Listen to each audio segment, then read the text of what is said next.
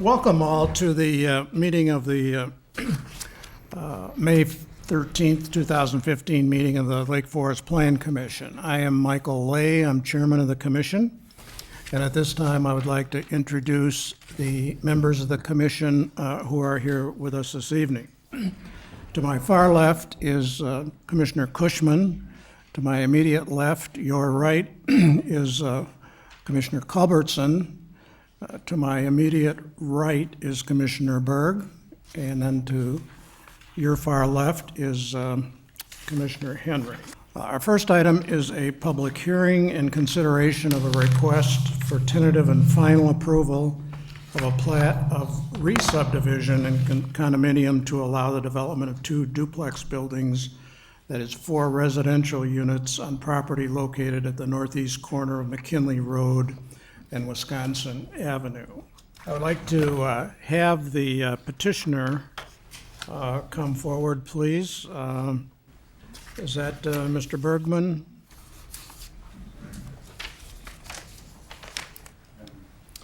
And my name is Austin Dupre. I'm the architect representing the owner.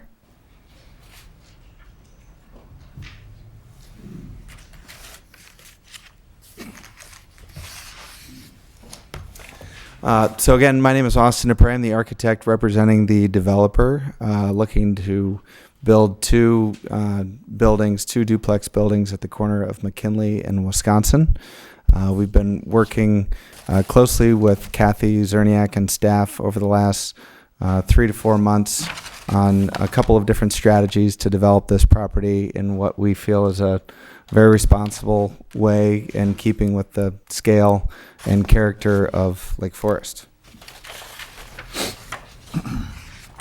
So to start with here, just to familiarize everyone with the location of the site, here in light green highlighted is the property along McKinley at the corner of Wisconsin and McKinley, just north of Market Square, Lake Forest Library, immediately to the west of Church of the Holy Spirit, and across the street from Fresh Market and Western Avenue. The next slide here is showing a blow-up of the site. Up until about 2010, there were 5 individual structures on this property, 9 separate dwelling units. We're proposing today 2 separate structures, 4 individual dwelling units, and you'll see here on the west side of the property, these 4 individual units divided by an existing alleyway. This triangular section of lot also is part of the proposed development and houses 8 guest parking spaces with some open green space to the east. As part of our general assessment of the property, we certainly looked at the character of the existing buildings at Market Square, especially since this project is in such close proximity to the square. We also looked at some other nearby condominium projects, Westminster Gardens and Regents Row, and then really looked to the East Coast and across the country at what we felt were some other great historic examples of townhomes. Especially in Boston, we were looking at Beacon Hill and other architectural examples that we felt were complementary to Lake Forest. Next slide here is a more well-developed site plan. We've been working in conjunction with Craig Bergman Landscape Architecture. The developer has really pushed integrating a landscape architect into the project early on from the early concept phases, and Craig will speak after me about some of the landscape amenities to the project. But you'll see here 2 individual buildings set back approximately 20 feet from the neighbor to the north, 20 feet from McKinley, 12 feet from Wisconsin, and 3 feet back from the alleyway. Just generally, I wanted to point out some things from a site perspective that I feel are benefits of this particular layout. One, we are proposing no additional curb cuts along McKinley. So from a traffic and safety standpoint, there were 4 individual lots here, which could have had individual driveway access off of McKinley, but we're trying to take advantage of the existing alley, so proposing that all vehicular traffic comes off of McKinley onto Wisconsin and comes right into this alleyway. Again, the guest parking situated on this vacant lot to the east, we feel will provide ample guest parking for the townhome units and require no additional parking pressure along Wisconsin Avenue. I guess lastly, I'd like to point out that in terms of trash refuse collection, that will also come from the alleyway. So there will be no trash collection for these properties along McKinley. And in terms of the entry and egress for pedestrians to this property, they are from the north and south of the units, allowing for large open courtyard spaces, well-landscaped courtyard spaces to the side and to the west of these units. We've also been looking at neighborhood context, looking up and down McKinley Road, going all the way from Westminster all the way down to Woodland Road. And this is just a smaller snapshot of the immediate context. We are within height allowances of 35 feet. We've also, you'll see in the renderings, we've tried to, from McKinley Road, make these buildings appear much more like 2.5-story buildings with dormered windows at the 3rd floor. Again, trying to diminish the bulk of these buildings. And then the last rendering, just looking south along McKinley, highlighting really the courtyard-like aspect of these buildings and really highlighting what we're trying to do, which is to be contextual, to try to be historic and try to be differential to the architecture that's already been established here. So actually, why don't I let Craig speak a little bit to the landscape architecture, and I'll be available for comment. Thank you, Austin. Craig Bergman. The thing that we were most pleased about when Austin and the developer came to us is that they aren't trying to cram the lot full with condominium. They're actually providing green space. The triangular lot to the right or the east of the alley is already being used for sporadic parking, and so the function of that stays the same, only it gets cleaned up. And most importantly, any of the imposition of the building from the neighbor to the north or the neighbors to the east, we're planning on creating an evergreen planted buffer, so people are not having to feel like all of a sudden it went from a vacant lot to a building that they didn't know they were getting into. The large parkway trees, which are probably the most prominent landscape element on Wisconsin, are being treasured, and they will remain. They're giant trees. They're actually much taller than the new structures. And as Austin said, the green courtyard in the middle and the pedestrian access from the north and the south to each of the units allows for a small patio space for each one of the units and privacy from the alley. And the garage access for these buildings is from the alley. So all of the utility or the vehicular function of the building is all shared in the alley as an alley should be used. I think that having the setback allow for not only the parkway but also planting between the buildings and the public sidewalk is a great green corridor effect, much like what they're doing across the street with the new bike path. So I think that contextually it'll fit right into the neighborhood. And obviously from the renderings, the structures are of quality materials.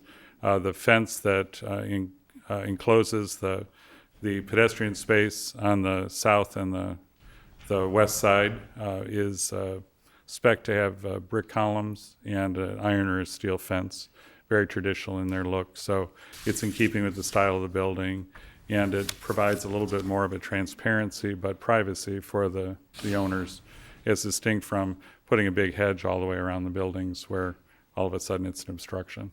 So it's meant to be part of the neighborhood, both with the building's design and with the way we've designed the plantings.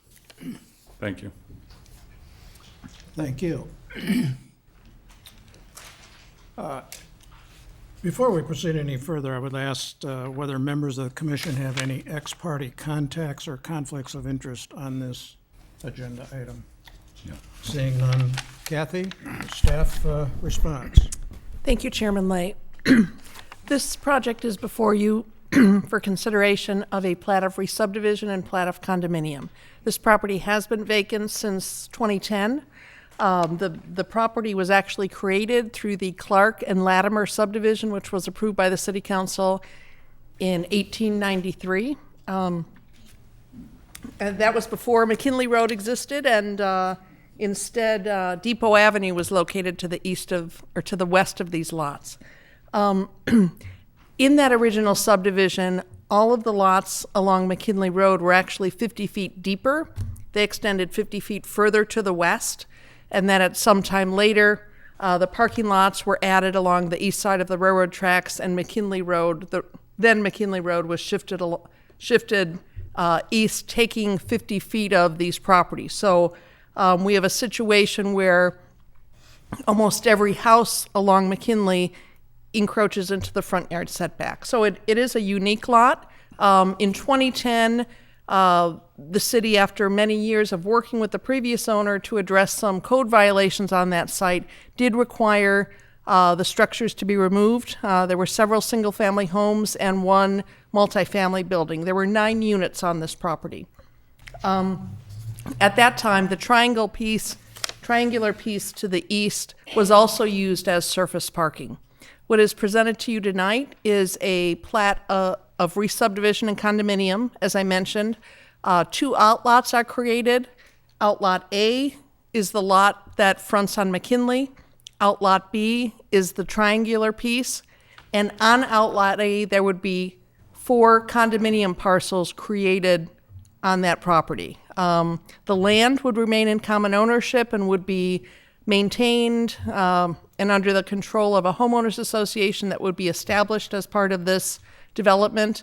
And then the 4 individual buildings would be sold to individuals. This project will need to, upon your approval and the City Council's endorsement of the plat of subdivision, will go before the Building Review Board for review of the architectural design of the structures, massing, materials, landscaping, and hardscaping. The setbacks, as I mentioned, a 20-foot setback is proposed along McKinley. This is actually a greater setback than exists for many of the existing homes, and consistent with the alley access parcels in this neighborhood, a 3-foot setback is proposed from the alley. To the north side, 25-foot setback is proposed. The code would normally require, I believe, only a 6-foot setback in that area. And a 12-foot setback consistent with the corner side yard requirements is proposed from Wisconsin Avenue. This is before you this evening with a request for tentative and final plat approval.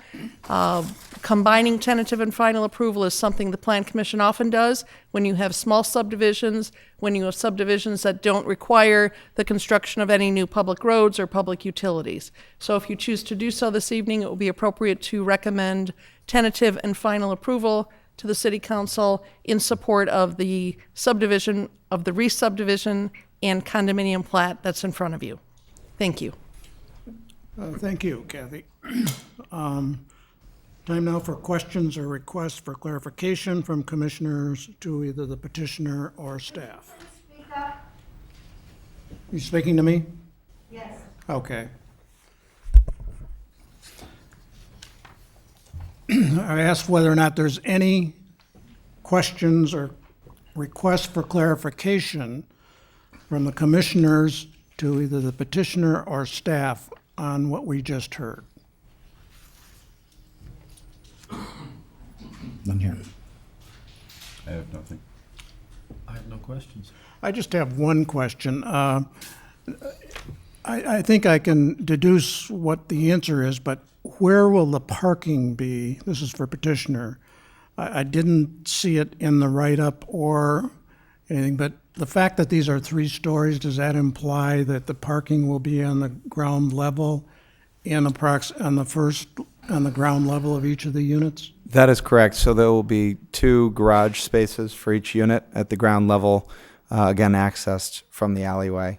So in addition to the 2 spaces assigned to each condominium, there will also be approximately 2 spaces of guest parking for each condominium. And that will take up approximately what percentage of the first floor of each unit?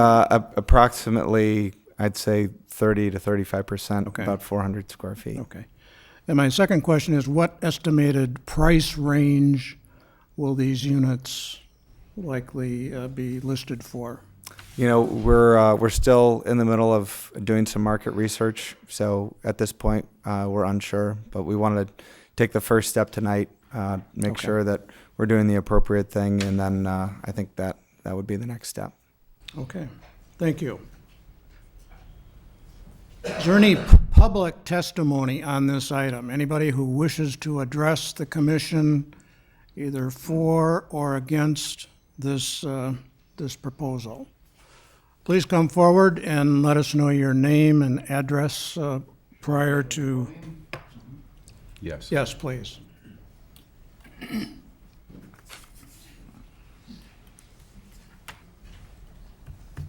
Good evening.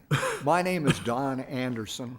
I live at 855 North McKinley Road, which is the house immediately to the north of the proposed development. Now, you have asked one of the questions that I had, which was about parking, but I have another concern about the final development, and that is about the alley setback. That alley is very heavily used. There are some 20 homes along that alley, and most of them have garages that back onto the alley, and cars that enter, especially from that south end where the construction is to take place. I'm concerned that the 3-foot setback may not be sufficient, and I'd ask to have that revisited in light of the pressure that's going to be put on that south end of the alley. My major concerns, however, deal with construction because of the proximity of our house to the development. I am pleased to note that there's a 25-foot setback at the north end of the development. But I wonder if during construction there could be some kind of screen put up to help cut down on the amount of dust and so forth that comes from the construction. My other issue has to do with whether or not the construction itself will block the alley, either with equipment or with workers coming and going, depending upon the stage of construction and the amount of construction that's to take place at any given time. As I said, that alley is heavily used, and to block it is going to be a hardship for the neighborhood.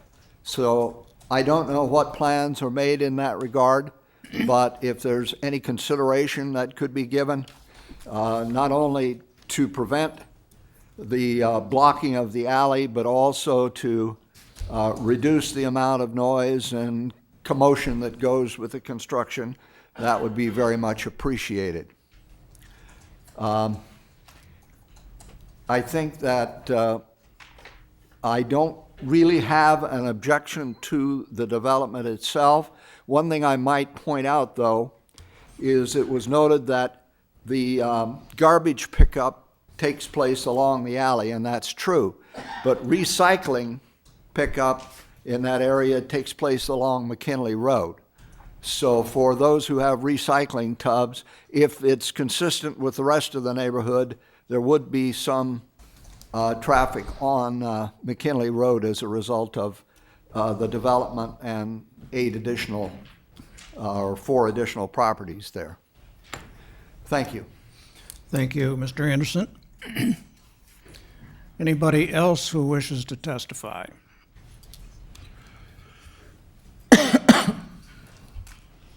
Okay, Yes. I guess there is.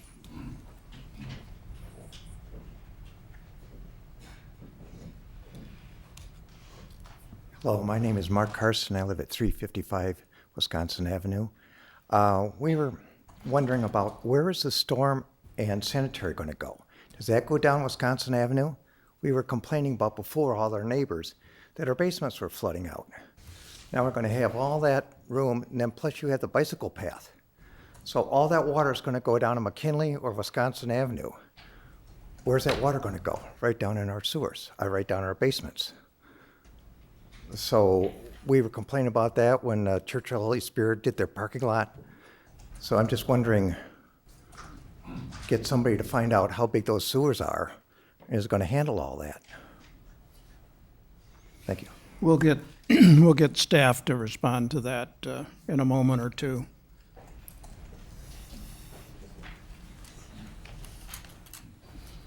Anybody else who wishes to testify on this item?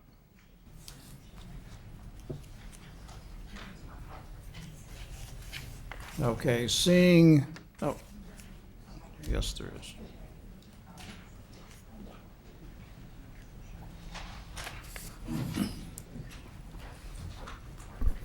Hi, good evening. My name is Nan Morehouse, and I live at 334 Wisconsin, and I'm property manager for a 4-unit townhouse development that's at 334 to 340 Wisconsin. And I agree with Mr. Carson in the water issue. Right now, during heavy rains, we have an onslaught of water that comes down and pours through our area over across Wisconsin Avenue into the Church of the Holy Spirit area. So while these are lovely townhouses, we just need to make sure that there's adequate storm sewers and a snow removal plan for this units. Okay.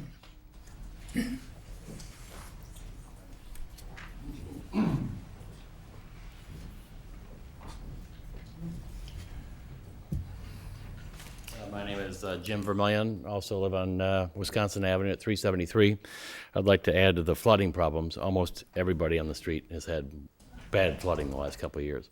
We don't know if it's from the Holy Spirit parking lot or not, but the coincidence is pretty strong. I think the house two or three doors south of us, they had just major damage a couple of years ago. I guess the other concern is just at first look at this whole project is we're jamming in a whole lot in a small piece of property, and I'm not sure if I'm really in favor of that kind of congestion in that area. So.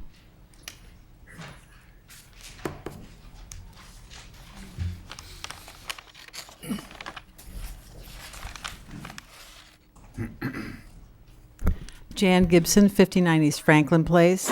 I just want to say how exciting it is to see a great development. I think it makes sense. I think 4 condos there makes sense. I think that the alleyway is used with the parking on the east, and I'm excited about that. Once we get the flooding resolved and other issues, I think that it'll be a great asset to the city. Thank you.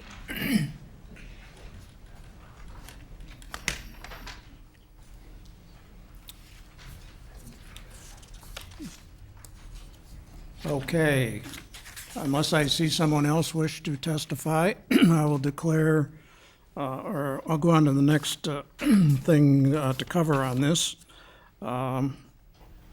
Staff response to the public testimony. I can respond to a couple, and then the petitioner may also want to. As with any construction project, the city will work with the developer to assure that there's minimum congestion on the roads, and in this case, the adjacent alley. There may be times when there needs to be blockage for a short time, and we will certainly work with the developer to minimize that. The city's construction standards do not require a screen to be put up on construction sites, but we can certainly talk with the developer, and certainly if construction is done during hot, dry seasons, we would work with those on the site to make sure the dust is controlled. With respect to storm sewer, the city engineer is aware of some flooding that seems to have some relationship to some work done at the Church of the Holy Spirit. We are continuing to look at that situation. And prior to any construction on this site, grading and drainage plans would need to be submitted and would be subject to approval by the city engineer. In the case of this property, as I noted, this property was previously developed. It was developed with 5 separate structures, had a considerable amount of impervious surface. This development as proposed in total, I believe, has about 60% open space or pervious surface. So that is fairly significant. But certainly looking at this, looking at how the storm water is directed, looking at the capacity of the existing infrastructure in the area is something that would all be looked at before permits were issued. I'm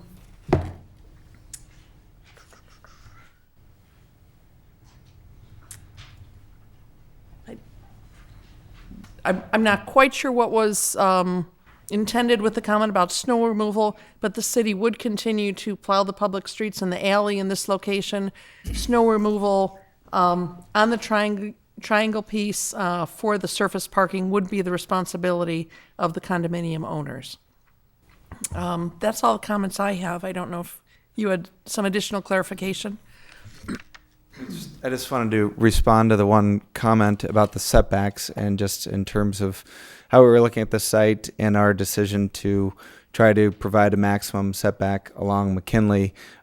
We did some turning radius studies, parking studies. We felt that the 3-foot setback from the alley was plenty of room for safe and fast turnoff into the garage spaces. And overall, we felt like maximizing the setback from McKinley was ultimately to greater benefit of everyone in the community, and especially the house to the north in terms of sun and shadow studies, making sure that we're pulling that building as far back as possible to not or to block as little sunlight as possible. So, thank you. I would add, I forgot to address that point. Certainly, as what is not in front of you tonight are the plans for the specific buildings. But as those plans come in, we will certainly consult the city engineer, police, and fire to make sure they are comfortable with the setback distance, with the turning radius. So that will also be looked at.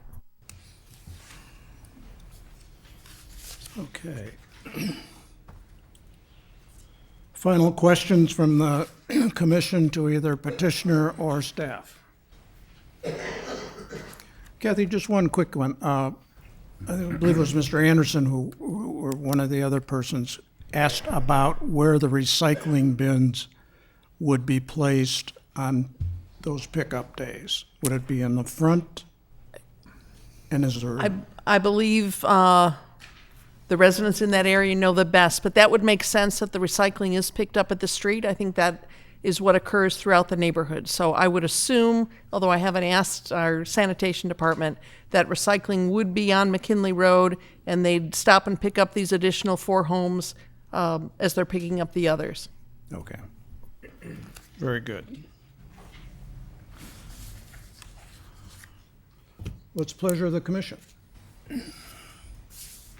I have no questions. Discussion? I'm actually finding it very refreshing. We've got three sides of these buildings have windows.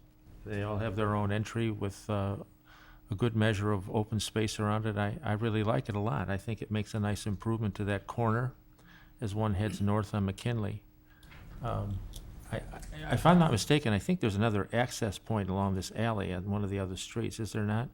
So that will probably help a little bit with construction, staging and so forth, so possibly that might ease the congestion a little. But I'm in favor of this petition. I would be encouraged to approve it. Is that a motion? If I don't hear anything else, I'd like to make a motion to approve tentative, and Kathy, you're calling for tentative And final. staff recommendations? Yes. with all the staff recommendations, as well as a note regarding, and I'm sure city engineering will look into it, but to take note of the water runoff in the neighborhood as well. Second. Okay, it's been moved and seconded that the staff recommendation for tentative and final approval of the plat of re-subdivision and condominiums for this project that the city council approve it, subject to the conditions of approval listed in our staff report. There are 5 of them. They would be included in addition, the one that Commissioner Berg just mentioned, the matter of drainage and flooding would also be added to it. Is there discussion on the motion? Seeing none, all those in favor of the motion indicate by saying aye. Aye. Opposed, no. Motion carries 5-0. Thank you very much. Okay. The next item we have before us is the Laurel and Western Avenue redevelopment. It said the anticipated start time for this item is 7:15. It is 7:07, according to the clock that we see here. What's the pleasure of the commission? Just proceed? Yes. Okay, let's proceed then. Okay, this is a matter, Oh, is that public right? hearing is still open on this matter. The petitioner may not be here, apparently. Petitioner's not here. Oh, I think That will cramp our style a little bit. Okay, petitioner, I'm informed, is not here. We'll take a 7-minute recess or break until they do arrive.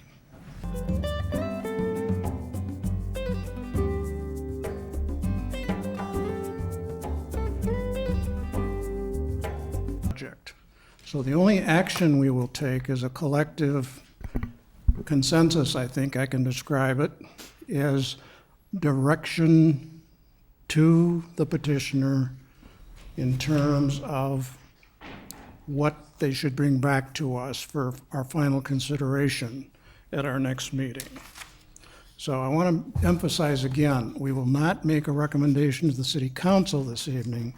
We will instead provide direction to the petitioner as to what we would suggest or highly recommend be done with the site plan, with traffic, with drainage, all of the things we've heard about through the public hearing process.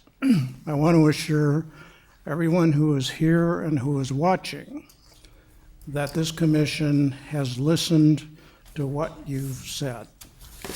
And I don't mean that glibly. We've gotten a lot of, I think, suggested modifications, and we hope to wrap that into a package and say to the petitioner here, take this back and then bring it back to us at our next meeting.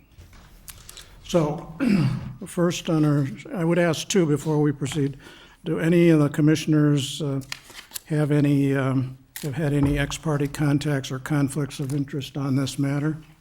No. Seeing none, I have had 2 phone calls from people who have testified before asking about procedural aspects of how we're going to continue this meeting this evening. But it wasn't on the substance of the matter.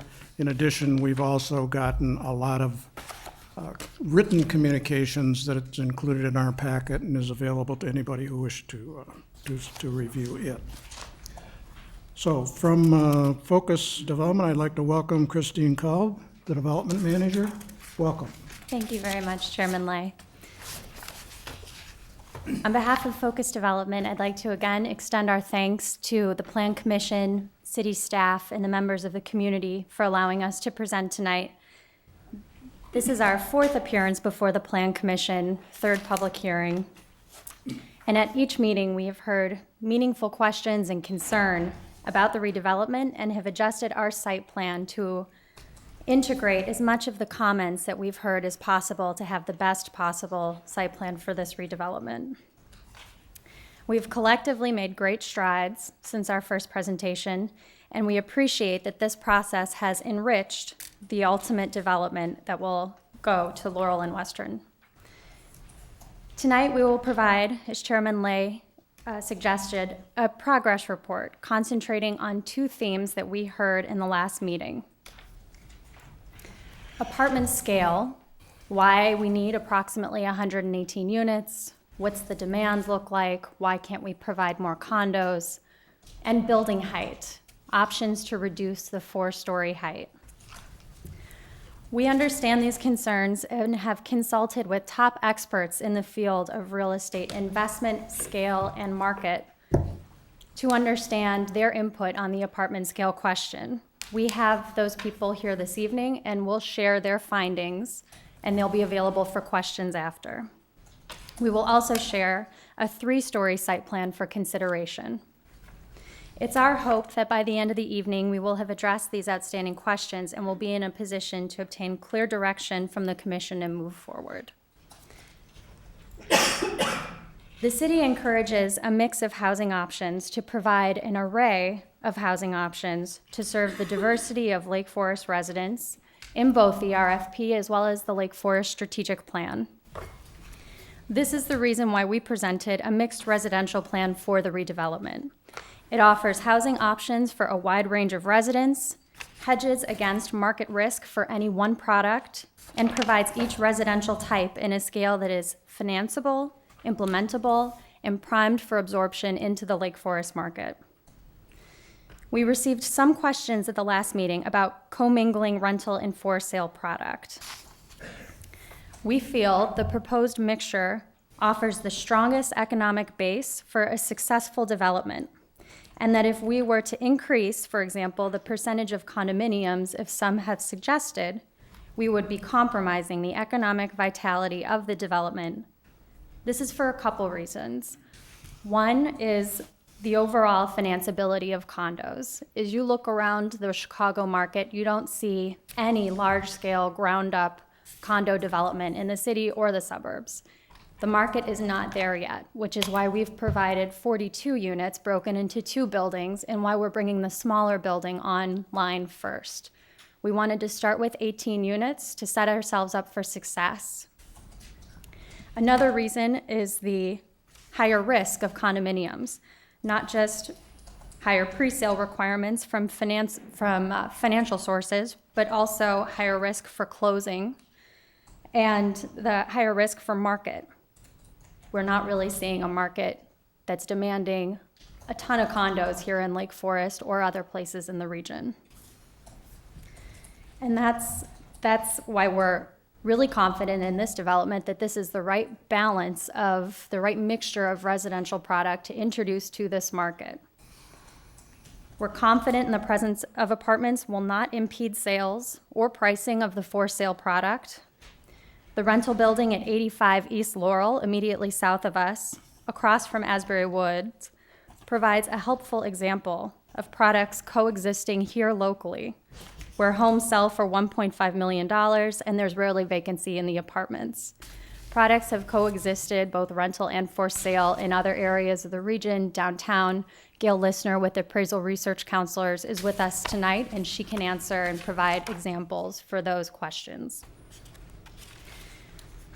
So the proposed single-family homes and condominiums are a familiar product to the community, but the luxury apartment component is a new product for the Lake Forest market. So there are a lot of questions on that, and we want to take some time this evening to talk about what that product looks like. As part of tonight's Plan Commission packet, we have submitted testimony from experts in multifamily investment and brokerage services to provide context and information on the luxury apartment development and investment. Those experts identified the characteristics of luxury apartments to include on-site management as first and foremost, first-class amenities, and superior finishes and design as characteristics of luxury apartment product. Their experience suggests the smallest building scale that typically supports these features is between 150 and 200 units. Local data captured on the average local size of luxury apartments coming up around the Chicago region today pins that number at a much higher level of 240 units.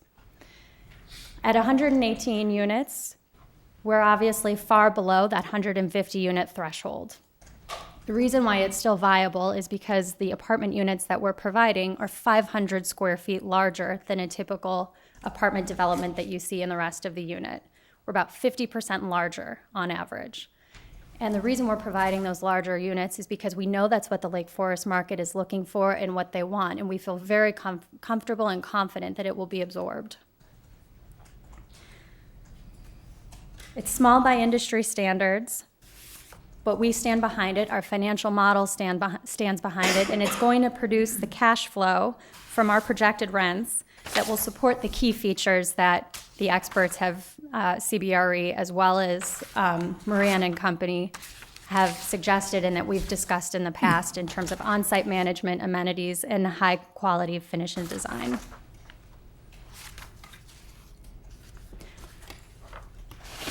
We have Pete Evans here this evening with Moran and Company. He's happy to speak to more detail about this information. The conclusion that we offer is that Lake Forest sees apartments as a strategic planning asset. That's what we learned from the RFP, and that's what we see in the strategic plan for the city. The appropriate type of apartment for this market is a luxury product, no questions. The luxury product requires a certain scale to operate and be managed successfully.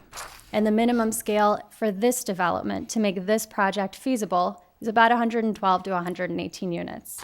The cash flow at that scale is going to be able to support on-site management, full-time professional staff, both engineering and leasing that will be on-site, amenities that are going to provide a resort-style feel to the area and be very luxurious, and financial feasibility that's going to attract not just investment up front, but investment on the back end through strategic asset management.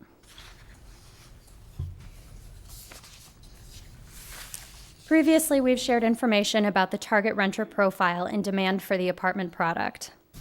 In advance of tonight's meeting, we provided a letter on absorption and demand from appraisal research counselors to the Plan Commission. To summarize their findings, of the 25 suburban apartment developments that we've seen come up since 2004, the average lease-up is about 10 to 20 units per month. So to questions that have come up about how quickly the units that we're proposing in 118 would be absorbed, the answer from appraisal research counselors is within 1 year. That would be about 8 to 10 units per month.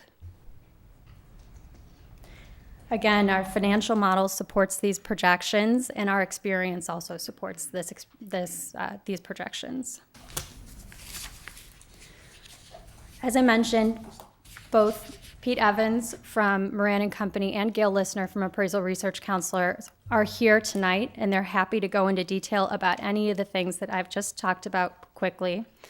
But before we move to them, I wanted to briefly present 2 site plan options for the Plan Commission's consideration.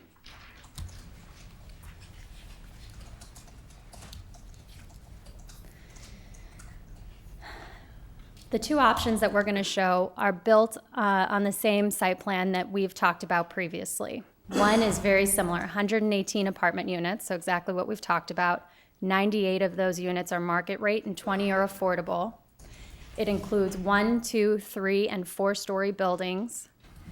And this is basically a tweaked version of the plan we submitted last time. Since that point, we've sat down with city staff and engineering consultants to address all of the comments and questions that they had regarding feasibility, logistics, parking, size, details about the development.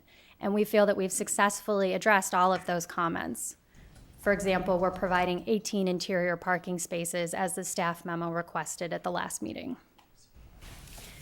We also wanted to provide a 3-story option. We recognize that height is a challenge here, and we want to be in a position where we can offer a solution to that challenge to meet the community halfway. So in the second option I'll present, we have reduced our density to 114 apartment units, so we're down by 4. That still maintains 98 market rate units, and it would be taken out of the affordable units, so we'd only have 16 instead of 20. And of course, there'll be 1, 2, and 3-story buildings, no 4-story. Still provides the 18 interior parking spaces that were requested in the last staff report.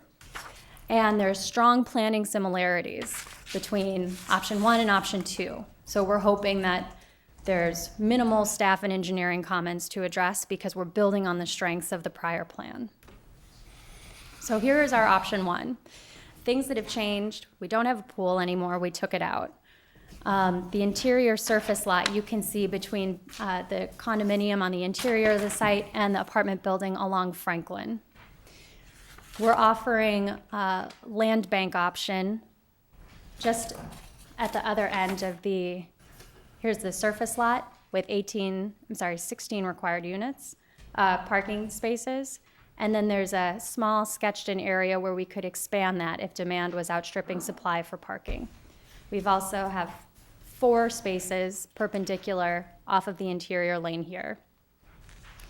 We have interior loading for the apartments on the far north side of the capped interior lane, and loading for the condominiums down by Building A, this 2-story first phase condominium building. We've also softened the ramp into the Western Avenue apartment building and created a more appealing streetscape through a horseshoe pattern. And there's no parking on Laurel anymore. We don't want to conflict at all with the commercial users that are just south of us. So in addition to the changes I just covered, this plan capitalizes on all the other changes that we've made to date, preserving the streetscape and not widening Franklin, relocating ramp areas, relocating parking garage ramps, and providing a significant amount of green space for the community. The second option, which is the 3-story option, is very similar. The same template as option 1, but in this condition we don't have any 4-story height. And instead of having a parking lot, we've provided parking along the interior lane, 18 units as required. And again, capitalizes on all the other changes requested by the plan commissioners and community members throughout this process. How are we able to achieve this? Finally, we rotated the amenity building. So instead of being oriented north-south, it's now oriented east-west. We removed the 4th floor entirely, and we reduced the amount of units to 114 units. So the height of this option with a partial gable to the top of the gable would be 57.3 feet, and to the top of the typical wall would be 40 feet and 7 inches. 40.7 feet. This is much closer to the standard 35-foot ordinance within the downtown area. And the important thing to remember in this case is that going to a partially gabled roof, as you'll see in the renderings coming up, our gable expression is only less than 5% of the roof. So really the majority of height on this building that you're going to read from the interior and exterior of the street is much closer to the 40-foot number. The other way we were able to provide this is by lengthening the building slightly. So our current length of this building is 312 feet. Sounds like a lot. We were concerned. We wanted to look throughout the rest of the community to make sure that there was a precedence for this length.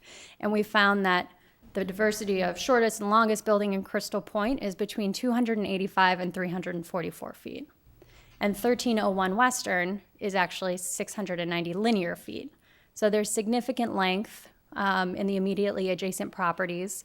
And in addition to that precedent, we have a significant amount of landscape and setback that we think is going to help this building read less long than it sounds when you say 312 feet.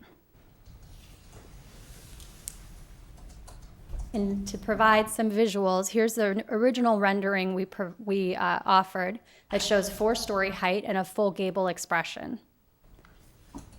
Now if we go down to the solution tonight, a 3-story with a partial gable, you see 3-story height, and then these occasional gable expressions that you see around the building. So it reads as much lower. From the interior of the site, this was the 4-story building expression, full gable. And if we go down to the 3-story building, you can see that whole height come down, and then there's just occasional gables. as consistent with the facade of the building.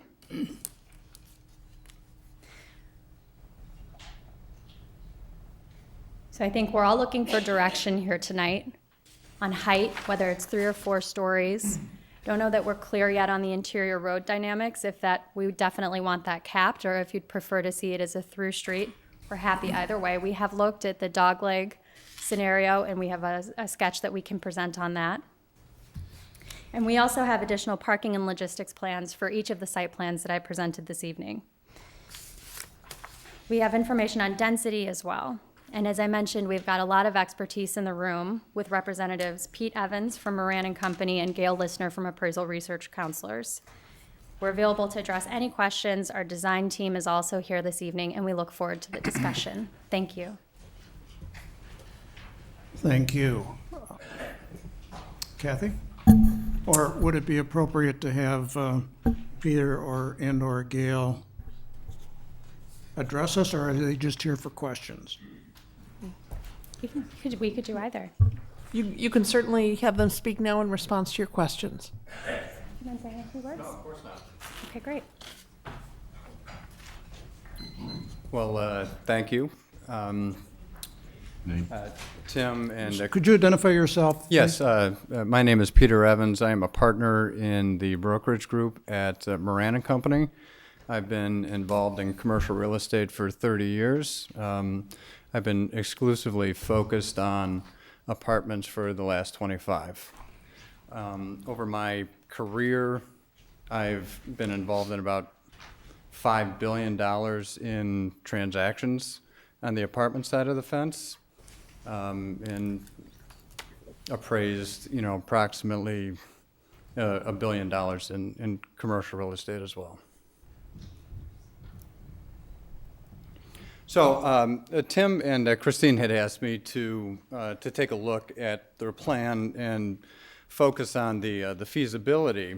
And one of the questions that was posed to me had to do with the size and with the density. And it's been my experience that the minimum size of apartments to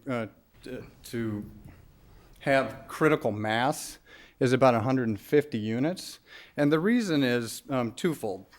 One, the financeability of the development, and also having critical mass, having that many units involved, allows you to have professional management as well. Okay. So you're really speaking to the financial feasibility from a financing standpoint. Correct. Will Gail talk about the so-called market research that she may have done? Sure, and I could just speak to that as well. What are there any specifics on the Yes. market research that you would like? Yes, I'm interested in knowing what the expected build-out of either of the two plans is likely to be in terms of the condos, single-family homes, the apartments. Sure. Number one. Number two, what are the demand drivers for 118 apartment units? What are the locational factors regarding the Lake Forest market Sure. that supports your expected build-out? I want to know about the physical rental occupancy rate that now exists in this market today for apartments, rental units. Sure. I want to know about the renter and buyer profile Okay. of this particular project. I want to know about competition that this project is going to have on this project in terms of those build-out Sure. that you tell us. Okay. And lastly, why the recommended unit mix that you have? Sure. Okay? Absolutely. Single family, so that's, what I'm really asking for is tell us about, in whatever detail you'd like, and I hope it's sufficient detail, Sure. what's driving this project that's going to support your contention that this will build out in the period of time you say it will? Well, it's a very unique site in that there's very little direct competition to this. We'll have some ancillary competition from some of the new developments in Deerfield and in Northbrook. But Lake Forest is a special community, as you all know. There's going to be a significant amount of demand that's going to be driven directly from the community itself. When this new luxury product has been delivered in other areas with similar demographics, we've seen 50, 60, a little higher percentage of the demand coming from the immediate community itself. Surprised some of the developers, I think, to the extent of the demand. Early on, perhaps you were thinking 25, 30% from a 1, 2, 3 mile radius. We were always looking out to a larger radius, but we're seeing a substantial amount of pent-up demand from the community themselves to having high-quality rental apartment communities, and there's a lack of that quality of product. Speaking to the unit mix, here we're focusing on larger units, on more 2-bedroom and 3-bedroom units, where in more urban areas you're going to see more 1-bedroom units, fewer 2-bedroom units, and very few 3, if any, 3-bedroom units. And that's geared for a younger, more transient renter profile, where here we're going to have a higher income, perhaps a little older renter profile be attracted to this type of product. There's going to be a substantial amount of demand. The absorption, in my estimation, is going to be very, very quick on the apartment. So from a demand standpoint, I have no question that there's a substantial amount of pent-up demand. If you look at the national averages of home ownership versus rental, we peaked at about 67, 68% home ownership, 32% rental. Obviously, in this community, it's 98%, for sale. So there's very few options for people that are looking for high quality, rental housing, which gives people the flexibility to move when they choose, and also gives them maintenance-free living, which I think a lot of people are looking for. And when I was talking about critical mass on the 118 units, what's important about that is generating enough income in order to support on-site staff and highly professional on-site staff, and also make it feasible to provide the amenities and these upscale, resort type of amenities that make the living experience so nice for the residents. Makes it a terrific product for people in the community to be proud of. And I missed a couple of your first questions. I apologize. You say amplify what you just said about the 60% coming from the community. Kind of go through the various components, in a fairly systematic fashion for us, if you could, please. Components on demand? That demand coming from Lake Forest. I'd be happy to address that. Sure. My name is Gail Listner. I am with Appraisal Research Counselors.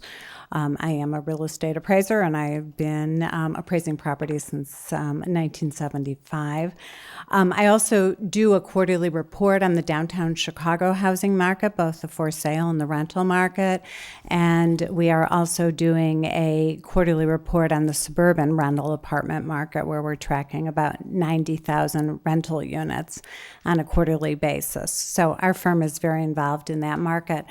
In looking at what the typical renter profile would be for a property in Lake Forest, we do see it being very much of a niche product, different than a typical rental property that you might find in other suburban markets.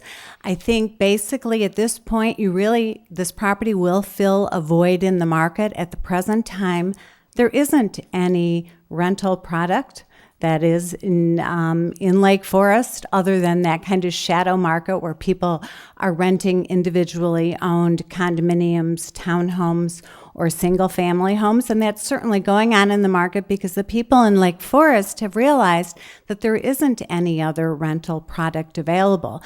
I think you will be getting the empty nesters who are currently residing in Lake Forest, and we do know that Lake Forest, like a lot of the other communities, is seeing an aging of the population. People will be downsizing, and right now, if they wanted to downsize and move to new construction or find luxury housing, they had no rental alternatives, and they really had to leave the community. So I think we will definitely get a significant number of empty nesters who, by choice, want either a smaller residence, something that is easier, one-floor living, so it won't be hard on their knees. A lot of the alternatives in Lake Forest are frankly very vertical townhomes that don't provide that ease of one-floor living. So I definitely think you'll get a big chunk of your renter profile from existing residents.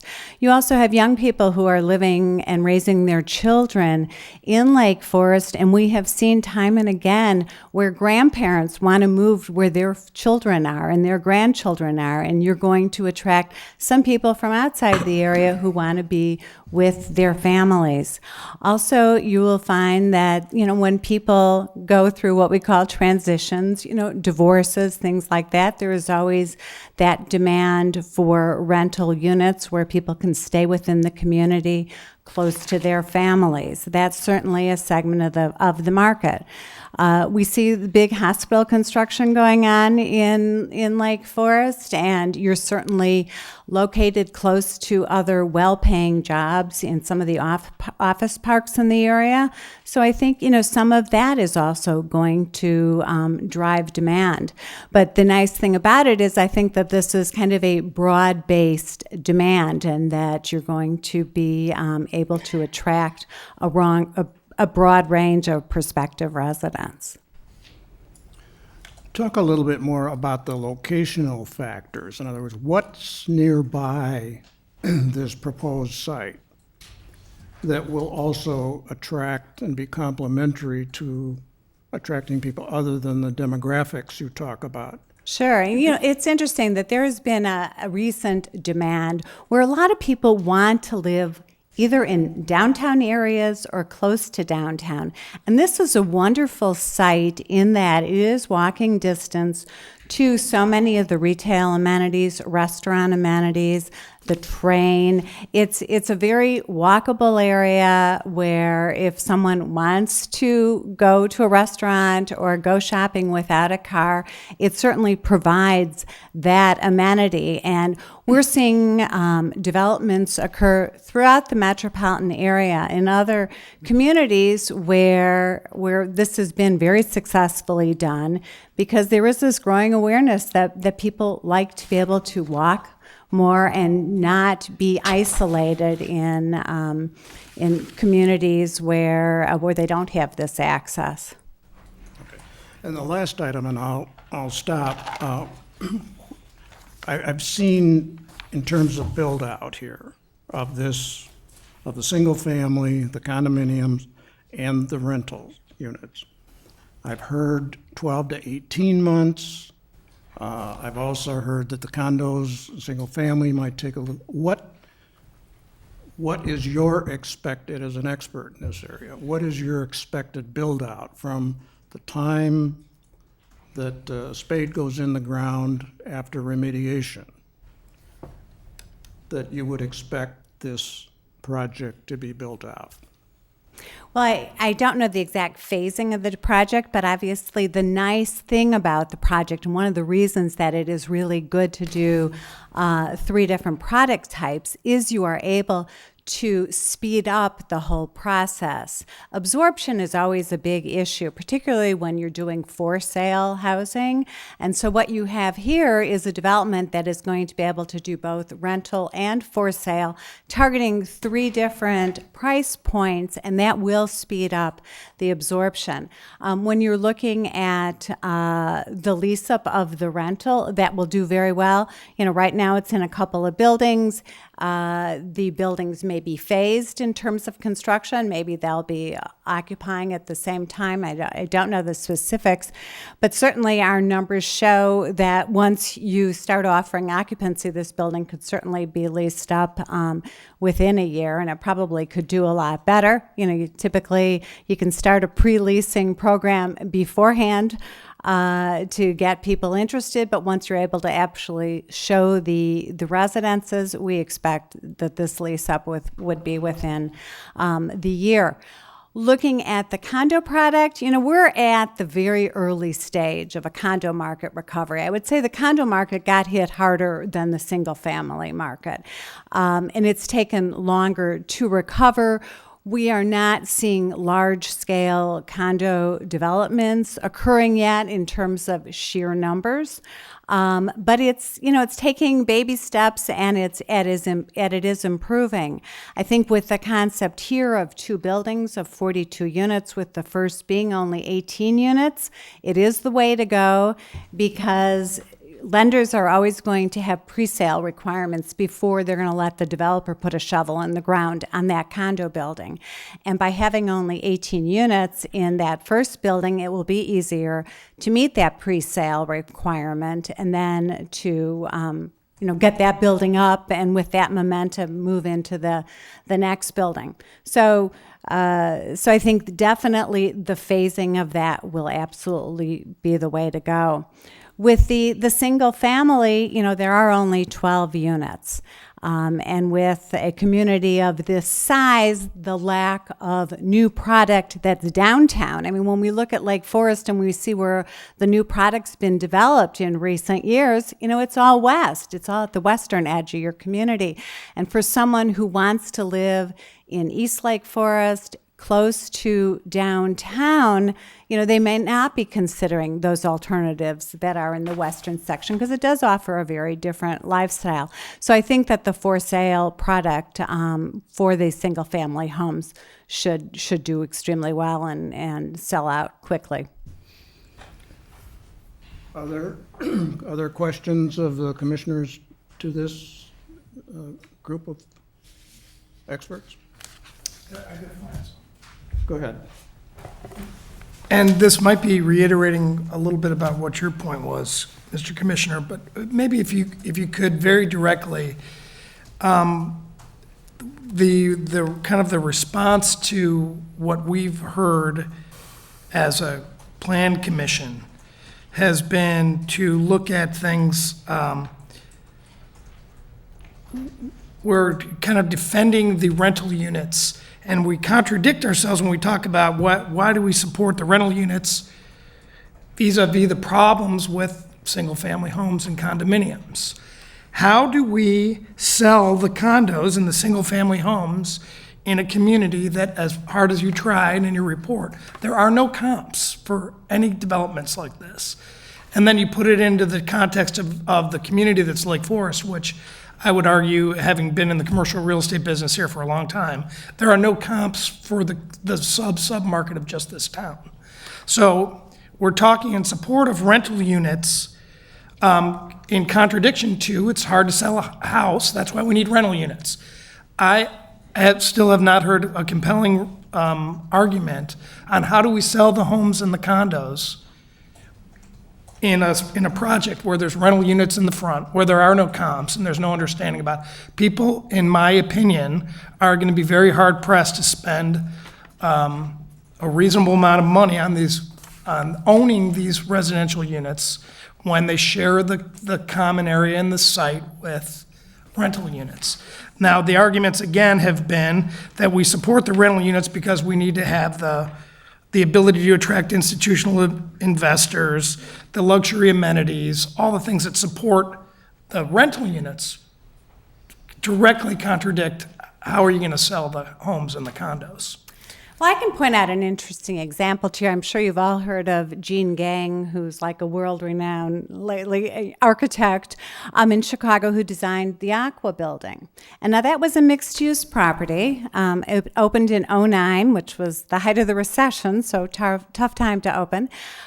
Did very well. And they frankly have about 286 condo units and several hundred rental apartment units. They share amenities. They share all of the facilities of the building. I have to tell you, we are seeing some of the greatest price appreciation in the downtown market at Aqua. And there is not resistance to locating within or next to another luxury community. The only difference is, how it is paid for. I mean, their tenant base is very similar. And what we're looking at here, these units that they've designed as rentals are not your middle market rental units. They are significantly larger than any rental product in the suburban market. So as an appraiser, would you consider Aqua to be a comp with this development? No, Aqua is not a comp, but I have to tell you that some of the best developments that I have seen are the ones where you don't have three comps. Because if you have three comps, somebody has already done it, and a lot of that demand is already being taken away. So, although it's harder to wrap your arms around a project that doesn't have three comps, that can be a project where there is tremendous demand because the alternatives are not already out there in the market. Comparable property.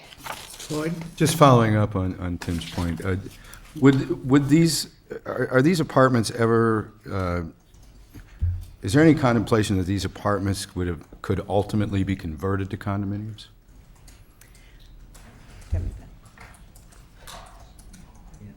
I'm Tim Anderson, the owner of Focus Development. That's a possibility. That could be, there's nothing to preclude that. Okay. Carry on, Tim, if you wish. I think I don't agree with your answer to my question. That we've got a real contradiction. I don't know how we've talked about the apartments plenty. How are we going to sell the houses and the condos with an apartment building in the front when we don't have any like developments with the city's 30 miles away and 30 miles? I think in our presentation, I want to point out that, and I'm not trying to argue, I'm just saying there is something that's locally similar to this, and that is 85 East Laurel. 85 East Laurel has been a rental building for 25 years. The unit sizes are 1,800 to 2,200 square feet. It is immediately adjacent to the, is it Asbury Woods, I believe is the name of the development, where you have $1.5 to $1.7 million duplexes. I mean, literally, they aren't 50 feet apart from each other. And so 50 feet, but. I mean, they're right next door to each other. And so what I'm saying is that's across the street from this development. I think it's a very appropriate comparison. And in no way has that Asbury Woods development, which was developed after the rental building was there, been diminished, I think, in the values that have been created. And I think our separation here across that lawn area is quite significant. And I think we are not providing amenities. The amenities will be available to the for sale people at their choice, but we're not saying that that's something that the apartment building will own and operate and carry the maintenance on, but it'll be available to people. A lot of the condominium owners, I expect, will have country club memberships and other places to go for their own fitness facilities or whatever. But the intent is that I think the distance between them is not different than what you see at 85 East Laurel. And then my other concern, kind of leading to where we go with direction, would be. Can you form it in the form of a question, please? Sure. Thank you. then when we talk about what the total construction time is going to be, the order of which the type of units are built definitely are going to have some impact on the ability to sell or lease the apartment buildings. Looking at how this is being financed and how the deal's coming together, we're looking at understanding the plan compared to the risk of not having the project work.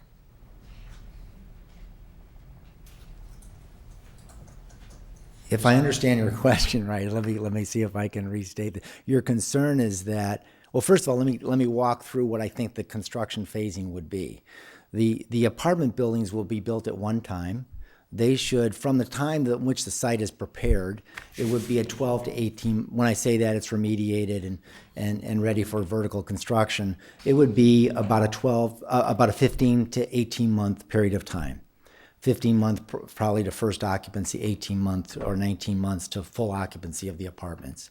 The single family can go more rapidly in about 10 months, and the condominiums would be somewhere around 13 months in terms of the first building occupancy. I don't believe that the conclusion that building the rentals first and then having the condominiums built at the same time in any way diminishes the sales effort of those condominiums. I don't believe that we are already experiencing interest from people that are interested in the single family and the condominiums, even though they know there's rental proposed on this site. So I can't come to the conclusion that the rentals are going to diminish our ability to sell the condominiums or the single family. It's certainly not from some of the reactions we've had in the community. Other questions of these two witnesses? Well, of all of them? Yeah. Okay. Yeah, I have a few. They're a little scattered, but I'll just go back to, staff recommended at our last meeting that we needed at least 33 or 38 more parking spaces to satisfy the ordinance. And you touched on the parking situation, and I now see on a diagram you presented us. I don't know, do you have this slide? Yes, there. You modified the ramp there. Could you just walk through that a little bit? Sure. So previously we had shown kind of a direct ramp down into the garage from Western, and we got some feedback that it looked a little industrial. It's just kind of like a direct steep ramp down. And we thought something to soften that look would be to go to more of a streetscape appropriate kind of grand entrance to the underground. So when you're on the street driving by, you don't see a descent into the site, you just see a curve, and that's all. So that's sort of why we explored. And then there's one way in and one way out, which I That's think is an correct. improvement. Yes, so. exactly. Segmenting traffic. By the way, I'd also like to mention, there are some very good things I think you presented here tonight. One of being no parking on Laurel Avenue. I think that's a big step in the right direction. Thank you. Back to the parking though. If we kept the 4-story design and 118 units, how do we, and everything stays the same in terms of numbers of units, where are we collecting these 33 or 38 additional parking Sure. spaces? So if we stay consistent with a 4-story building and 118 units, the 36 or 38 number of additional parking spaces that was requested in the last staff memo was satisfied by the concession or the shared parking opportunity for 20 spaces on Western, meaning we would only need 18 internally. So because of the demand characteristic of the parking along Western Avenue, we would be able to lend parking spaces both to the district for commercial users in the area and residents in the area, as well as to the development, that the demand between those two won't outstrip supply of the existing parking in the area. So you're not literally adding 33 or 38 spaces to the site itself? That's correct. We're providing 18 within the interior site with the option to expand by either 6 or 9 spaces additional through land bank parking. So that if we found, well, KLOA was really far off, we need to do something to remedy the situation, there's an interior solution. So we can fix the problem within the property bounds. Understood. Turning to the through street or the cul-de-sac or the dog leg, maybe you could review all three of those scenarios? And Sure. I'm not even sure what a dog leg scenario is, so maybe. you Sure. Well, originally we provided a through street per the criteria in the RFP. I don't have those images in this presentation, but it basically, instead of a pedestrian pathway at the north end of the lane, it went all the way through and exited onto Franklin.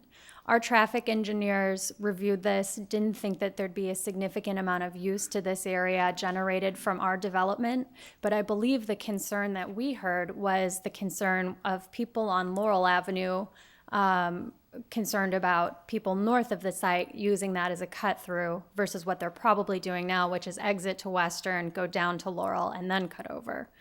And then similarly on Franklin, that there would be a concern that people wanting to go north for whatever reason, instead of staying on Western or Green Bay, would cut through the interior of the site.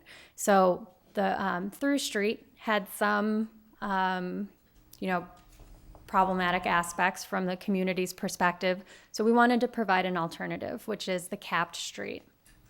The biggest challenge with this option is really finding a way to facilitate logistically things like mail delivery, garbage trucks, or public safety, for example, a fire engine. If it was to come back into the site, how is it able to exit in a reasonable fashion? Is the only way to turn around under this scenario by pulling to somebody's driveway or doing a three-point turn onto that So what we would street do at the top, or what? in this scenario, you can see just very faintly ghosted in here what the turning radius would look like, and it would require a three-point turn, so that if you were in a loading zone, you would need to back up and exit down the same way. So that exiting is something that's problematic with a capped street, but solvable through a three-point turn without encumbering private property. Okay, I And think so I get that- that.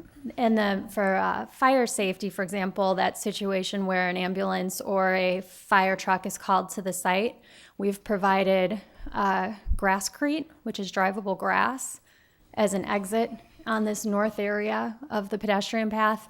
And we've planned and designed this area of the pedestrian path to be the same dimension as a wheelbase for those larger life safety vehicles, so that they would come in, and rather than request an ambulance or first responder to do a three-point turn, they would be able to continue north. It would be for emergency vehicles only. Okay, that's option one. The cul-de-sac option, in staff's report last time, indicated that the cul-de-sac size would have to be enlarged. It'd have to be larger in order to accommodate a proper turning radius. Right. Do you have a rendition of a larger cul-de-sac, or is that under consideration, or? So we're kind of compromising here, where we had shown a smaller 42-foot actual cul-de-sac around end to the street. And now we've done away with that because going to, I believe what the city standard is maybe 65 feet, just kind of kills the intimacy of the road. So that's why we were proposing instead aligning loading in a way where you could maneuver around the area with a three-point turn versus needing a cul-de-sac to circle all the way. Okay, so if we're going to stick with a roadway like this, the cul-de-sac is pretty much off the table, right? Correct. And I mean, we've been calling this kind of like the capped interior road because it's a non-through road. So kind of a cul-de-sac, but it doesn't have a cul-de-sac. So it's a little confusing. Right. Apologize for that. Okay, I understand now.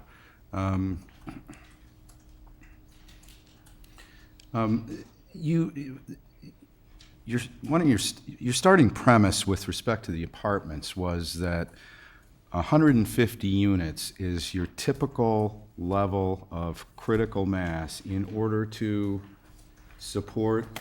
Attract project financing and support on-site amenities and management, most importantly. Right. But you're willing, you're theorizing or hypothesizing that 118 or so larger units could achieve the same outcome. Yeah, so typically suburban apartments, average size is about 900 square feet, and our average areas for our apartment component is about 1,350 square feet. So we're roughly 50% larger than what you would typically see on the market. And the numbers that we've run have confirmed that the additional cash flow from those larger size units will be able to support the amenities on site, including on-site management, that we'll need to attract quality tenants to the site and also command rents that we're anticipating. Well, I'll try this as a flyer, but could 90 do that? Could 80 do that? I think the other piece to keep in mind is the percentage of units that are affordable and restricted and how that impacts the overall dynamic. In our pro forma, in what we've looked at, the minimum is really 112. That's what we first came into the city with as a solution, and that number was increased based on additional affordability requests. Okay, 80 so- units will not do it. So for example, an 80-unit apartment building that we've looked at to try to study how they've made it feasible is Central Square in Evanston. They have some smaller amenity program on site. They share operational staff, so the teams that are there to provide on-site property management, their time is split with other properties, which we don't have the opportunity to do with this development because of its uniqueness. And in addition to that, there's a retail component on the first floor that really produces additional income to the property to justify on-site amenities they're able to provide. So in this case, we've looked at it and we can't go lower than about 112. Okay. We'll hit the bid maybe, but we'll see. So, and 114 is proposed under the 3-story version, that's correct? Yes, Is that that's right? correct. Right. Going to that building, again, Oh, sure, you know. I've always had a little bit of trouble with the fact that there's only 2 entrances or exits from the building at ground level at opposite ends of the building on opposite sides of the building. And it always just seemed to me that's a long way to go to get in or out if you're living in the center of the building. And if you're living at one end and want to go out on the lawn side versus the street side, you either have to walk around the building or walk all the way down and out another door. And the 3-story option makes the building even longer, and there's still only 2 Right. ways in and out. Have you thought about making a center entrance someplace? I mean, when I go to, I just came back from a road trip to my daughter's graduation. We stayed at Holiday Inn Express. You walk in at the center of the building, and you go down one wing, and you go down the other wing, and at the end of those wings, there's a door at the end as well. And so there's more than just 2 ways to get in and out. Sure. Have you considered this as a practical matter? Actually, I think this is actually a good solution, and the reason is that when we assign, if you think about it, the majority of people that will come to this building or the majority of trips to the building are going to be the residents. And in a suburban location like this, unlike an urban location, a lot of them will be driving, like when they come home from work. So what we typically do in a situation like this is we assign the parking for, let's say, the southern end of the building around the southern elevator core. So there's 4 elevators serving these 2 buildings, and they're spread apart versus putting 2 elevators in the middle and making everybody walk equidistant to the end. We can group the parking assignments for those units at the south end around the south elevator core, actually lessening the amount of distance they have to walk when they come home. Are the elevator cores evenly spaced? Yes. Where you see on the program up there, you see the 2 notches, which indicate the 2 entrances. Each one has its own elevator core. So that by splitting them, I think we actually make it more convenient. For somebody coming home with groceries, we provide a valet cart if they have a lot of groceries, or if they're just carrying them a package up, they're going to be closer to their unit when they come up the elevator. And I just have one more, if I may, Mr. Chairman. In considering the overall height of the building, first of all, I was struck, even the 3-story version goes to 57 plus feet versus 62 in the 4-story. I don't understand why there's only a 5-foot drop off or so. Yeah, that's a good question. The way that we're measuring height is in conformity with the requirements for the city of Lake Forest, which requires it from the lowest point of grade from the existing site within the building footprint to the highest possible point on the building, which in this case is the very tip top of the gable. In other communities, it's to the midpoint of the ridge line, so that you are able to take into account some flexibility for architectural expression. But in this case, it's the very lowest existing to the very highest proposed. And with a 4-story expression that comes to 52 feet from the building foundation and up, and it goes to 57 when you take into account the grading that we're doing over the whole site. When we go down to the 3-story building, it's dropped 10 feet then. So that's why you see at the top of the wall, we won't have a large parapet as we had previously suggested. So the typical wall height will be just over 40 feet, and up to the very tip of the gable is going to be 47. I guess my last question on that point then would be, I know, again, last month it was mentioned or asked of you if you had ever considered a mansard roof type construction. In our previous petition this evening, we saw a 3-story building that used the mansard type construction, and it has to lower the height of the peak of the roof. I mean, maybe, Guy, you would have a sense of how much that reduction might take place, but you have a flatter roof and you're not going to peak higher. I've got to believe you could save 12 feet there or something like that. Or A mansard expression would bring down overall height of the building. It provides a different look than we think is the most architecturally significant statement we could make with this site. And there's a trade-off there. So what we've offered tonight is a little bit of a compromise. Instead of doing a full gabled expression throughout the entire building that provides a lot of roof throughout the buildings, we were only providing gables at the similar peaks within the facade. But yes, a mansard expression would bring the height down, and it would be closer to probably 40, 43 feet, somewhere between what we've expressed as the typical wall height and the top of the gable. that's considerably less than 62. It's considerably less, yes. Okay. Thank you very much. Jeff? Just a quick clarification on the building amenity question. On-site management would be shared with the condominium association that would be established, would it not? No, it wouldn't be. It wouldn't. No, the management for the apartment product would be exclusively for the apartments, and there would be a condominium management service for the condominiums and homeownership association. Just curious, is that completely atypical to have that amenity available to both?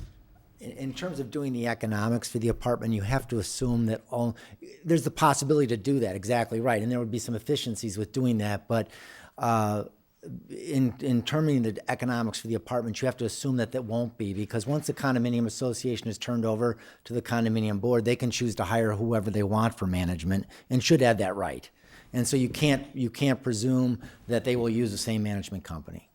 Well, typically, perhaps you can't, but if the city required that they continue to use the management company as a means to keep the density overall in the project down, wouldn't that be a I'm not sure, I don't know, that'd be a legal question. I don't know if it's allowed under the Condo Act, if they have to have. And typically, we'd like to give buyers a choice of how they want their communities to be managed. Okay. I have nothing further right now.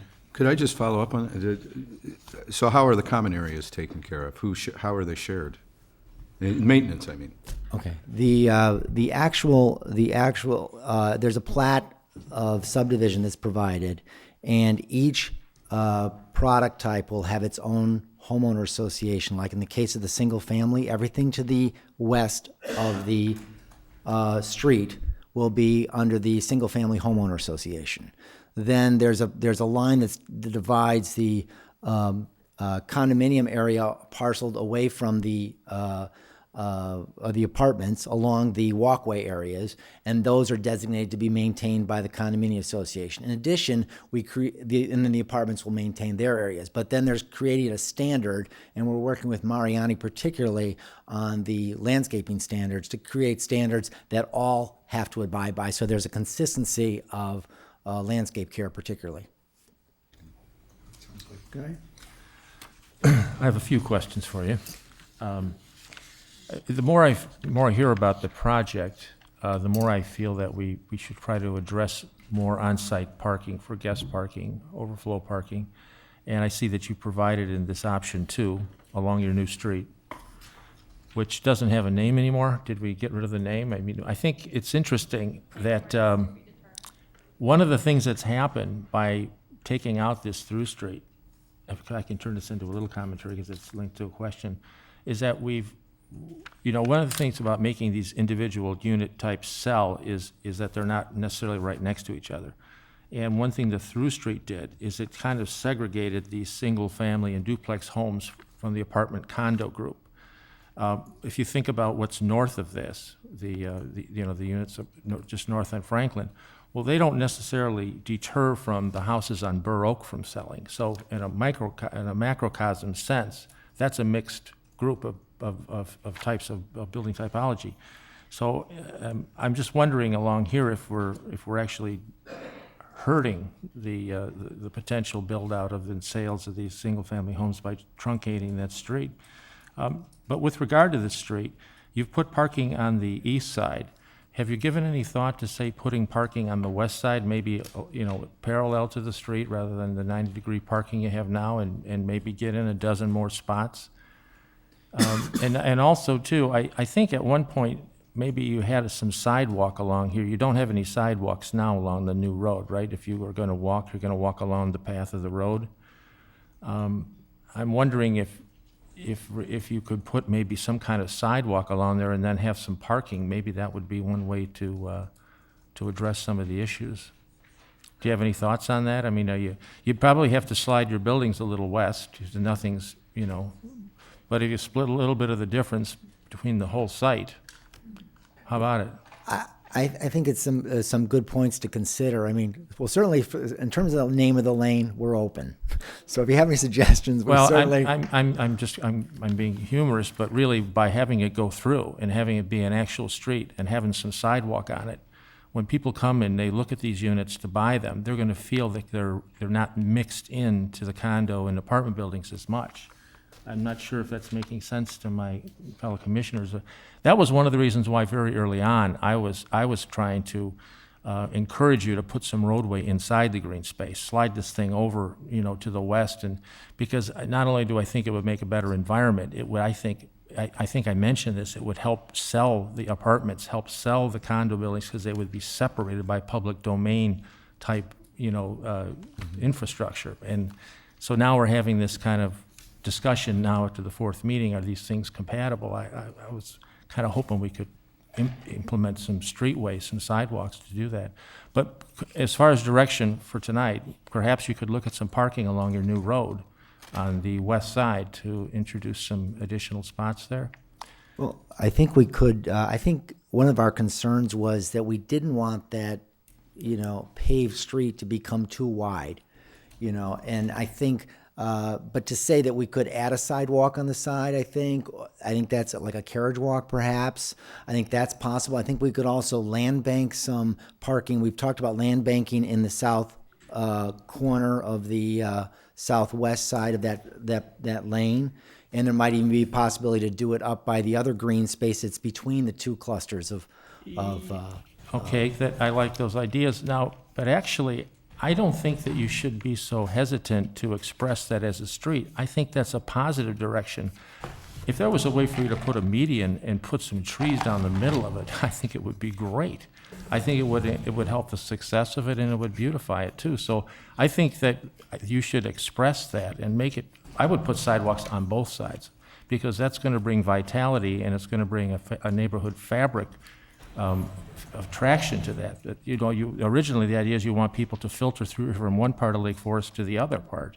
So if you're going to facilitate that, you would want sidewalks. You don't want to have people walking on the roads. I mean, that's showing indifference to pedestrian considerations. I mean, if I like what you're doing on the interior for open space, you're really expressing the pedestrian, and then when you get out to the street, it seems like you've stopped there. I think you should continue that all the way through. Now, I would like to get to something else. quickly if I could, and that would be, maybe you could go back to some of your new elevations that you showed us for the three-story building in particular. And there were some that showed your, The interior or the exterior? go back another one. There was a better one that showed, I think, a length of roof bonnet and then what looked like a little intermediate flat roof. That's a good one right there. Now, what's changed here is that you've dropped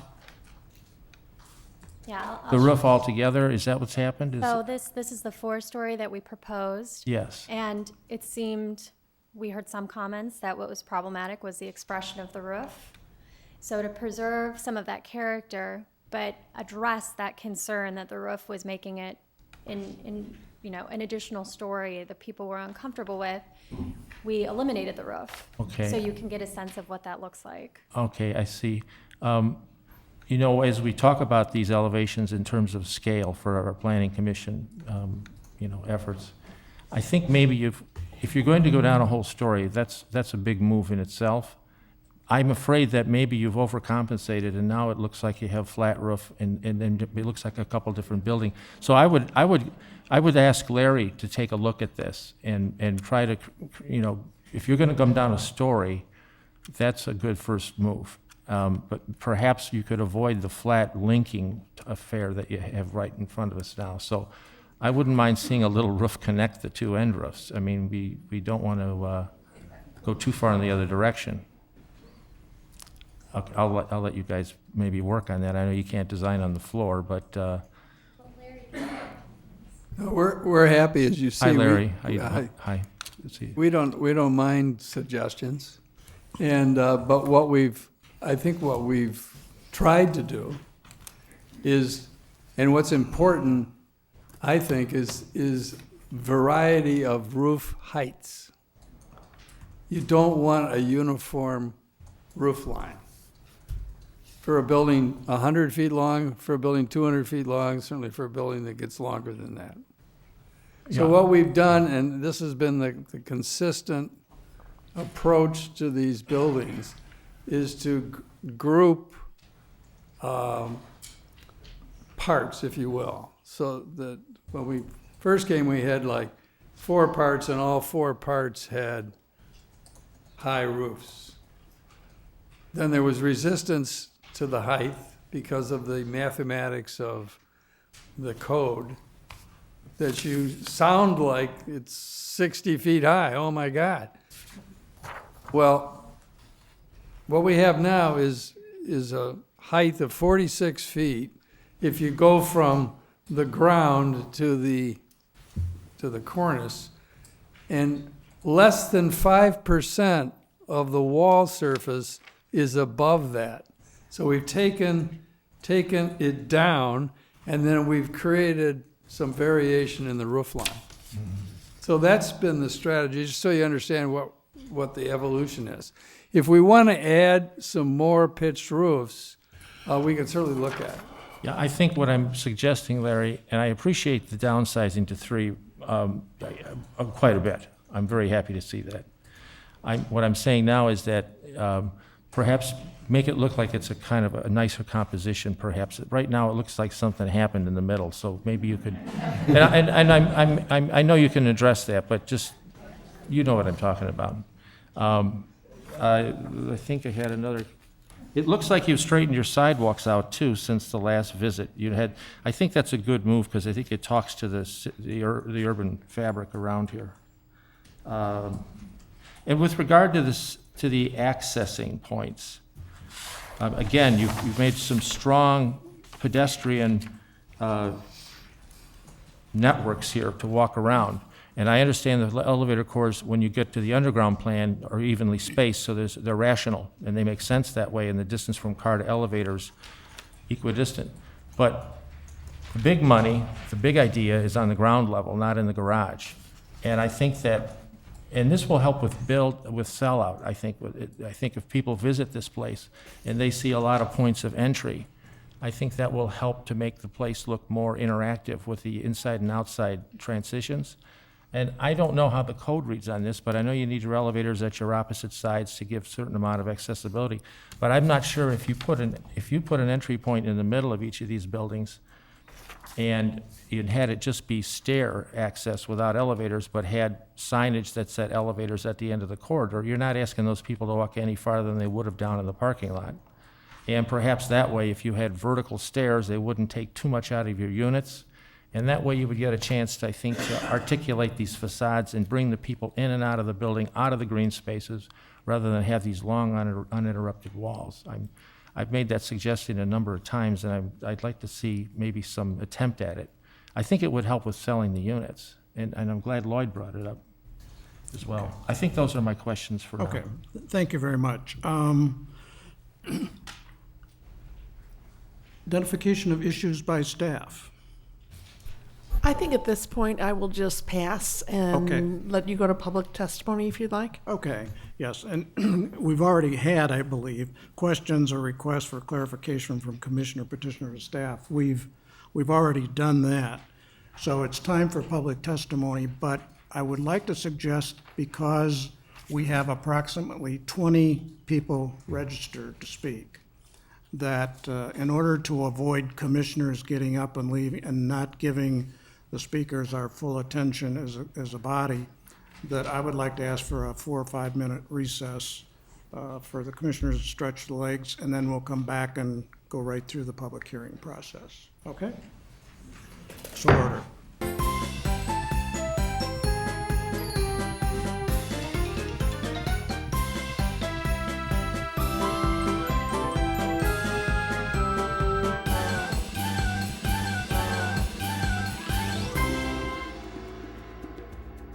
Who have not been sworn in before at a previous public hearing, please stand up. I want to swear you in. Okay. Do you solemnly declare and affirm that the testimony you are about to give or have previously given is true and correct to the best of your knowledge? Yes. Thank you. As for guidance, I would just ask, please, that for those of you who do testify, if your comments have already been stated at a previous public hearing, say that in fairly simple form. What I would also please ask that I think would be most helpful to the members of the commission is if you, A, respond to what you heard this evening from the petitioner, and your thoughts toward that, number one. And number two, what direction would you suggest that the commission give to the petitioner in preparing its next version to be brought back to us?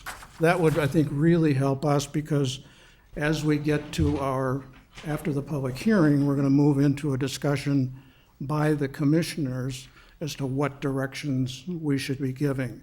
So it would be very helpful to us if you tell us in fairly direct, succinct terms. That would be most helpful.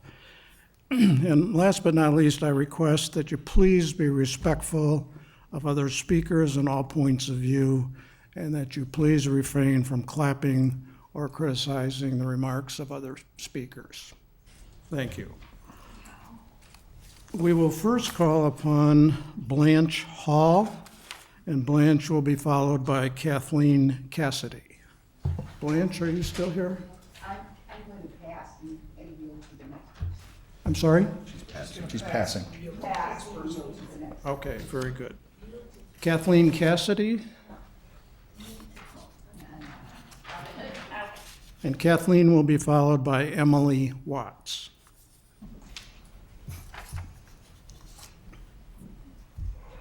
Well, I'm Kathleen Cassidy, and I live at Crystal Point. And of course, a lot's been said today, so some of my questions and some of my things will probably not be said or be buried. But I do say that it is needed. Something needs to be done at that area, okay, with mixed family housing like that.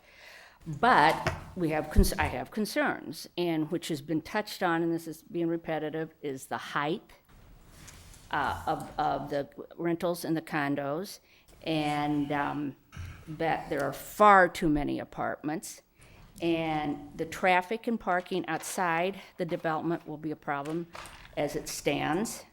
And as I said, a lot of this has been addressed. And last, losing that little park area that's over there, that's been, typical of that area for so many years. I don't want to see these buildings to get so big that they just start mushrooming through, trees and above trees and stuff like that, that they become, higher than what we have here. Again, all this has been addressed and hopefully modified. And I want the area, the buildings, I can't say I'm crazy about this style, and I think the good point about the roof line, there were many things that were said that I think you men did a very good job in your questioning. And I could not just start repeating everything, but I think you did a good job. But I want the area to look like it's been here for over 60 years and not look like new, old construction. Thank you. Thank you very much. Following Emily Watts will be Renee Kalhas.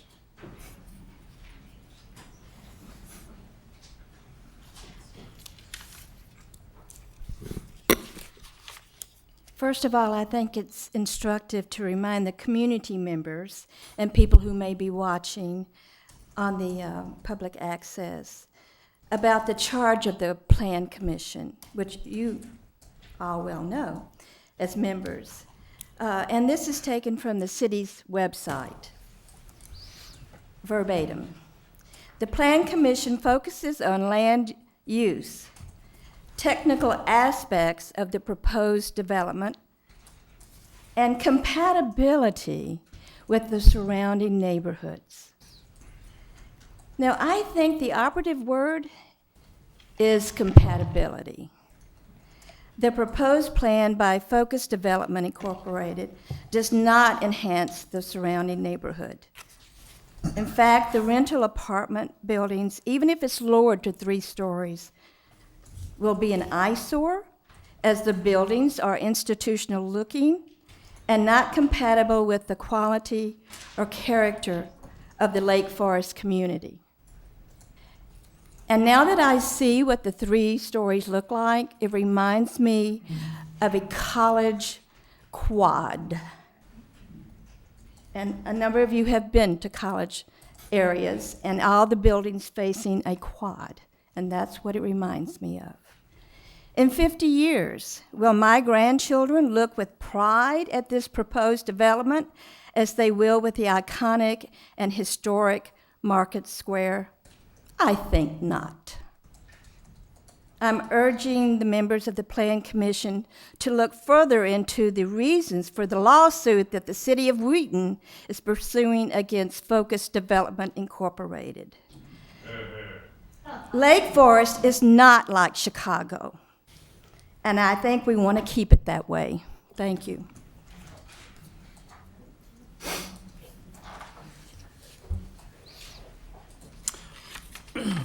Following Renee will be Francis Martin. My husband and I moved to lovely Crystal Point from North Dakota last year. And at Crystal Point, we really enjoy the beautiful, quiet neighborhood and the minimal traffic. So we do not want you to build all those apartments and those institutional-looking buildings that are not compatible with the quality and beauty of Lake Forest. We too are also empty nesters, and we would definitely want to own our residence rather than rent. Thank you. Following Francis will be Paul Stifler. Pardon me? Frank. Sorry. I'm at 105 East Laurel. Thank you for the opportunity to express our views here tonight, gentlemen. First off, I'd like to respond to the additional information that Focus gave us this evening. Number one, I thank them for recognizing how important the height restrictions are to our neighborhood, but also to Lake Forest. And I would strongly urge this commission and every other body to abide by the established ordinances. Number two, I think that the comparison with Aqua is like comparing apples and oranges. I'm familiar with the building, It has a bar and a restaurant on the first floor. It's a very high-energy, hip kind of place. The jobs people have in that building, whether they own or rent, are far different than what's available up here on the North Shore. Their lifestyle is different. They walk almost everywhere in the city. It's really not a fair comparison.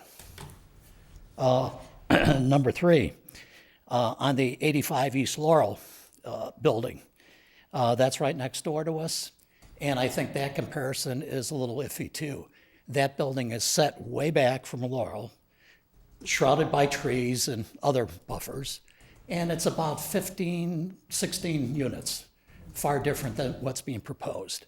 And the next development over with the townhomes, the very expensive ones, that's a totally separate development that was developed far later than when 85 went up. I might also say that for 25 years I lived in the Gold Coast in Chicago. And I can tell you flat out, there may be people that would be interested in buying condos or homes over there, but having recently been in the market, that would be the last place in the world I would look. Other people might have a different viewpoint. I wouldn't want to be that close to that kind of density. We still have a problem with the density. As the member of the Plan Commission mentioned so appropriately, I think it was this gentleman last time around, that density controls everything. It impacts parking, the road access, as well as traffic. Let's talk about traffic. Several days ago, one of our owners, in fact, a board member, turned left onto Laurel, going to Green Bay Road, where she waited in a long line of cars to turn left on Green Bay. This is 8:30 to 9 in the morning. She waited 8 to 10 minutes. She said to me, what's going to happen when this development is built out? I laughed and I said, the city's going to have to put in a traffic light there. But of course, they won't perhaps think that's reasonable because the study done by the developer said that there should be no delay there. They didn't see it, they didn't record it, they don't know about it. We experience it. Let's move on to parking. A number of times during the last few weeks of really good weather, every parking spot on Western from Woodland all clear up to Crystal Point was occupied by cars. Weekdays, at lunchtime, as well as very definitely on a Saturday. My point is there's also a huge parking problem that's related to the density once this is fully developed. Let's move on to the build out, which I think you gentlemen probed quite well. 3 to 5 years is what they're telling us. I'd like to ask every commissioner and probably some of the folks from Focus too, how would they react to the prospect of having 18-wheelers and cement trucks throttling up and down the street they live on for 3 to 5 years? Throw in the noise, throw in the pollution, throw in the dirt. All that impacts the quality of life. I'd like to see this thing done, if it's going to be done, a lot quicker. Now for a little bit of perspective, hopefully comic perspective. Sears Tower, the world's tallest building, was built in just under 3 years, with occupancy just over the 3-year period. Same for Standard Oil of Indiana building on East Randolph. That had the same build-out time, and it was one of the tallest buildings in the world. And then let's go way back to the Eiffel Tower in Paris. It was built in 2 years and 2 months. Poor Gustave. He really had a tough time with things. He had financing problems, number one. Then number two, he found out that his structure was going to be on sandy soil, unstable. He had to create engineering feats to get that thing up there. But he did it, much to his credit. And he did it because there was a financial incentive. He owned all the concessions up there. He made a boatload of money. But he did it in 2 years and 2 months. He created the engineering, and he created the tallest building in the world at that point. He also used 18th century engineering and building techniques. So I think that the bottom line for us is that we would like to, we don't object to development. We would like to see something go in that area that's good and solid and works with the community. And we still have many questions, including a healthy disagreement about the access road. We'd like to see it capped. Thank you very much. Thank you very much, Frank. Mr. Stifler. Following Mr. Stifler will be Bill McFadden.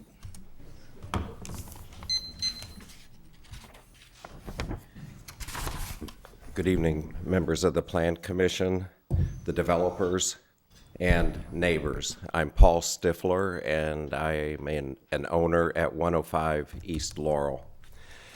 Our primary concern remains the lack of proof that there has been a legitimate study performed by an independent agent that documents the need for the additional rental units in Lake Forest, and which states the number of units needed, the square footage per unit, or the rental range that will be make it these units rentable, and also what is the profile of the renters who are projected to live in these units.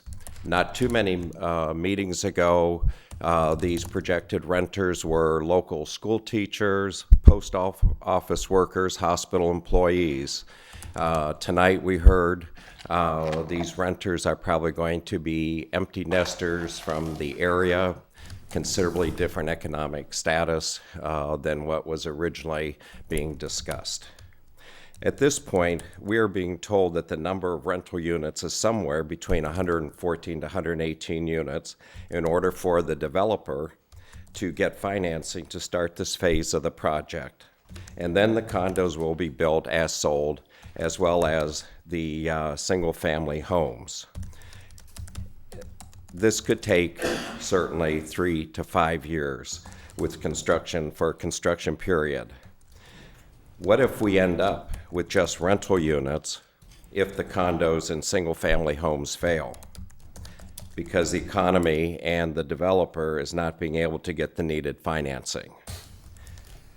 What would this project or a project like this look like to us, the neighbors, if we had a developer who was adequately financed and could build all phases of a similar type project in 3 years or less? And if we only built enough rental units as was actually needed in this area? I think we need to ask our local real estate agents from various agencies here to comment on the need for this development as it's being projected and what they think the likelihood is of renting, at what rate, the sales of the condos and the houses. I think we need our local experts here who deal in the Lake Forest market to give us that information and help guide us as to what kind of a development we should be looking at. Thank you. Thank you. Mr. McFadden? And following him will be John Capstick.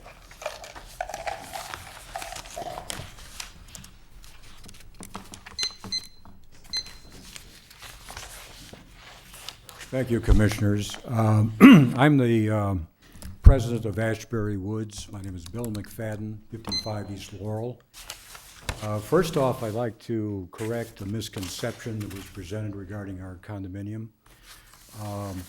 85 East Laurel is an apartment building next to us, but we are a 6-unit independent townhouse development on 3 separate acres of land, which is surrounded by a wooded perimeter and a fence. And we have no interaction with the apartment building. We are not one happy community that shares any common space. So there is no type of relationship that exists that proves the point of building apartments next to condominiums because of the nature and the total lack of similarity between the 2 types of construction. I did have one question just starting out, and that is, there are so many objections, and we just received, in terms of the public, the latest plans from Focus, with a number of objections and the detailed comments that we'd like to present to the committee. I did get the impression that you're interested in some direction being given to Focus at the end of this session. And we would like to have the opportunity, from the public standpoint, to present written testimony as input, of more detailed fashion, as input to your consideration and as further direction to Focus. Would that be possible? The answer to your question is I expect we will provide that direction. If you would like to supplement in writing, you're more than welcome to do so. But it ought to be real soon. By that, I mean within the next 3 to 6 business days. Well, I'd like the opportunity to do that, because So that we can then review it, and if staff can send it out to us, we can review it. If there's something in there that we see that we would like to say, aha, yes, provide that in the direction, but it needs to be done, Mr. McFadden, fairly soon. yes, I'd like to comply with that, and I think it's necessary for us to do that, just because of the overwhelming nature of the commentary that's appropriate to make. Okay. First of all, there continues to be a constant disconnect between what is required and necessary for Focus to move along with this project as they define it, based upon the nature of their financing arrangements, what assets they can bring to bear, and what their experience is and what their capacity is as a developer, versus what the community needs and what our legacy is in Lake Forest and what we expect to have happen by virtue of our governmental decisions in this process. Let me, for example, read right off your own website the mission statement of Lake Forest.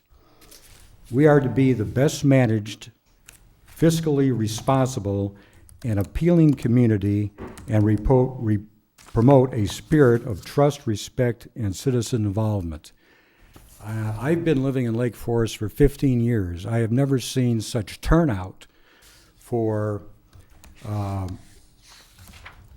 commission meetings, for ward meetings, and for ultimately will be any future meetings that occur on this particular subject. This is a very, very controversial type of endeavor and undertaking the commission is faced with. It is a focal point for the community, not only now, but for decades into the future. It is a unique opportunity to do this property right and to do it in a way that's fiscally responsible, in a way that's responsible for the legacy of Lake Forest. We have a one-time opportunity, and if you do it wrong, it's for all time. There's no second chances and no going back.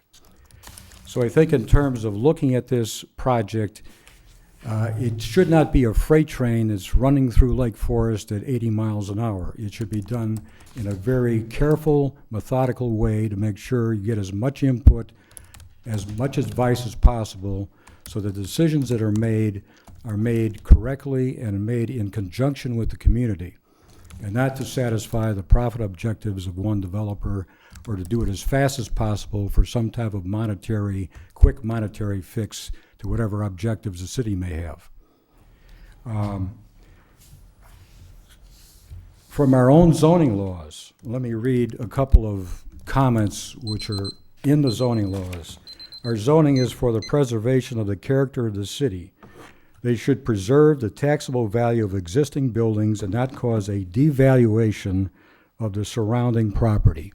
Mr. McFadden, you've gone over the 5-minute. I'll give you another minute and a half. All right. To Now, let me just finish. One additional comment is that from the city's own developers' guidelines, the proposal should be compatible and sensitive to the surrounding neighborhoods. Design should integrate into the community. And I think that what we've seen so far, given all of these various iterations, still does not solve that problem for the community and for the public. Thank you very much. Sure. And in your submission, Mr. McFadden, I would urge you to, in the spirit of providing direction, what is it that you would recommend be done by the developer to gain your support? Okay? Thank you.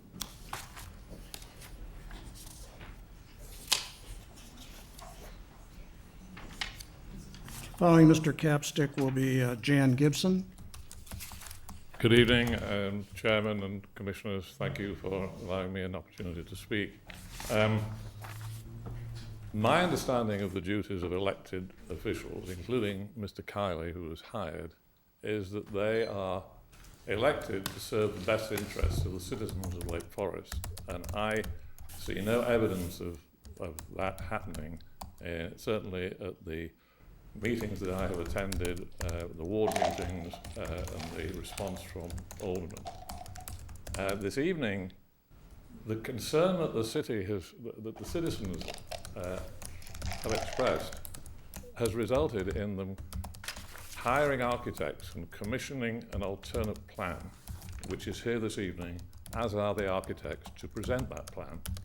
I think it would have been courteous, Chairman, if the alternative plan from the citizens of Lake Forest who elected you was allowed to follow the focus meeting so that everybody could understand what an alternative might be. I don't know when, if at all, you intend to allow our architects to present our plan as an alternative to the audience, or whether they will be restricted to 5 minutes. But I think it would be a courteous thing to do to invite them to speak. I have seen no evidence that Mr. Kiley or the alderman in particular had any real concern about what the citizens want. I've been to 2 ward meetings. Mr. Kiley at the Grill on Laurel said this is going to happen, and 2 aldermen at 2 separate ward meetings patted me on the head like a Labrador and said, yes, yes, but this is going to happen. And I've heard that comment again this evening. I've heard Mr. McFadden refer to this thing as a freight train. This is a freight train that's on a fast track. And I don't think that there's any evidence that the citizens can stop it. Regardless of the 31 million of debt that the city's taking on to facilitate the Focus project, I see no evidence that anything that we say is going to be taken seriously. The Focus plan is essentially a regurgitation of what we've all heard before. I've got a very good name for this street with no name. How about Little Highwood? I think that this barrack building is going to happen whatever we do. So you should know that we are establishing a legal defense fund. We've had valuations done on the likely impact of the devaluation of the adjacent properties. We have that figure, and it is our intention to take action against the city for the loss of valuations of our property. I think we should also take some buses like they have at the house and on Deer Path, and take some of the interested citizens around some of the other projects of Focus to see exactly what we're letting ourselves in for. Thank you very much. Ms. Gibson, and then I understand from your request that you would like to have Peter and Jennifer. Yes, thank you. Okay, they'll be right here. We will, hopefully, some of your time. My time, would much be- of my time will Sure. go to them. Okay. I'm Jan Gibson, 59 East Franklin Place. I've been talking about the same points for 16 years, since 1999, when this discussion began. We've discussed Focus Development's plan for the past 6 months with very few alterations. And the neighbors in Ward 3 and the residents in the other 3 wards have consistently said that it's an unacceptable plan and does not fit Lake Forest. Tonight, you have an alternative plan in front of you, commissioned by a group of neighbors that addresses virtually all the goals: lower heights, integration of types of units throughout the site, dispersed traffic patterns, 58% open space. This saves Franklin Park and the berm. It's compatible not only with the neighborhood, but also with the city.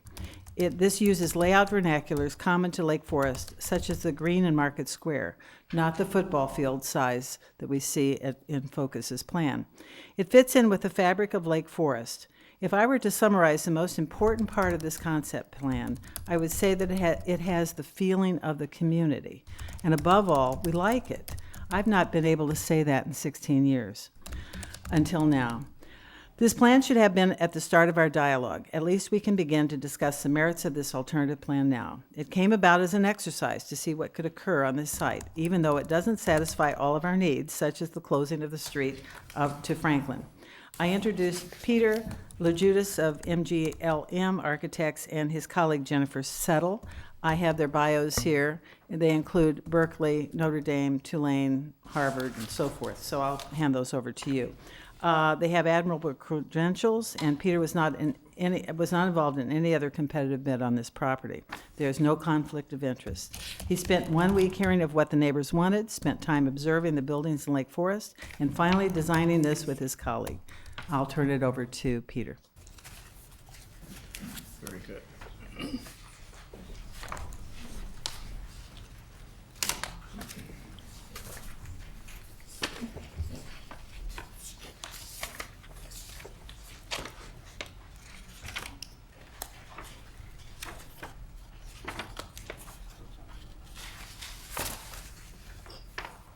Good evening, Chairman, committee members, and residents.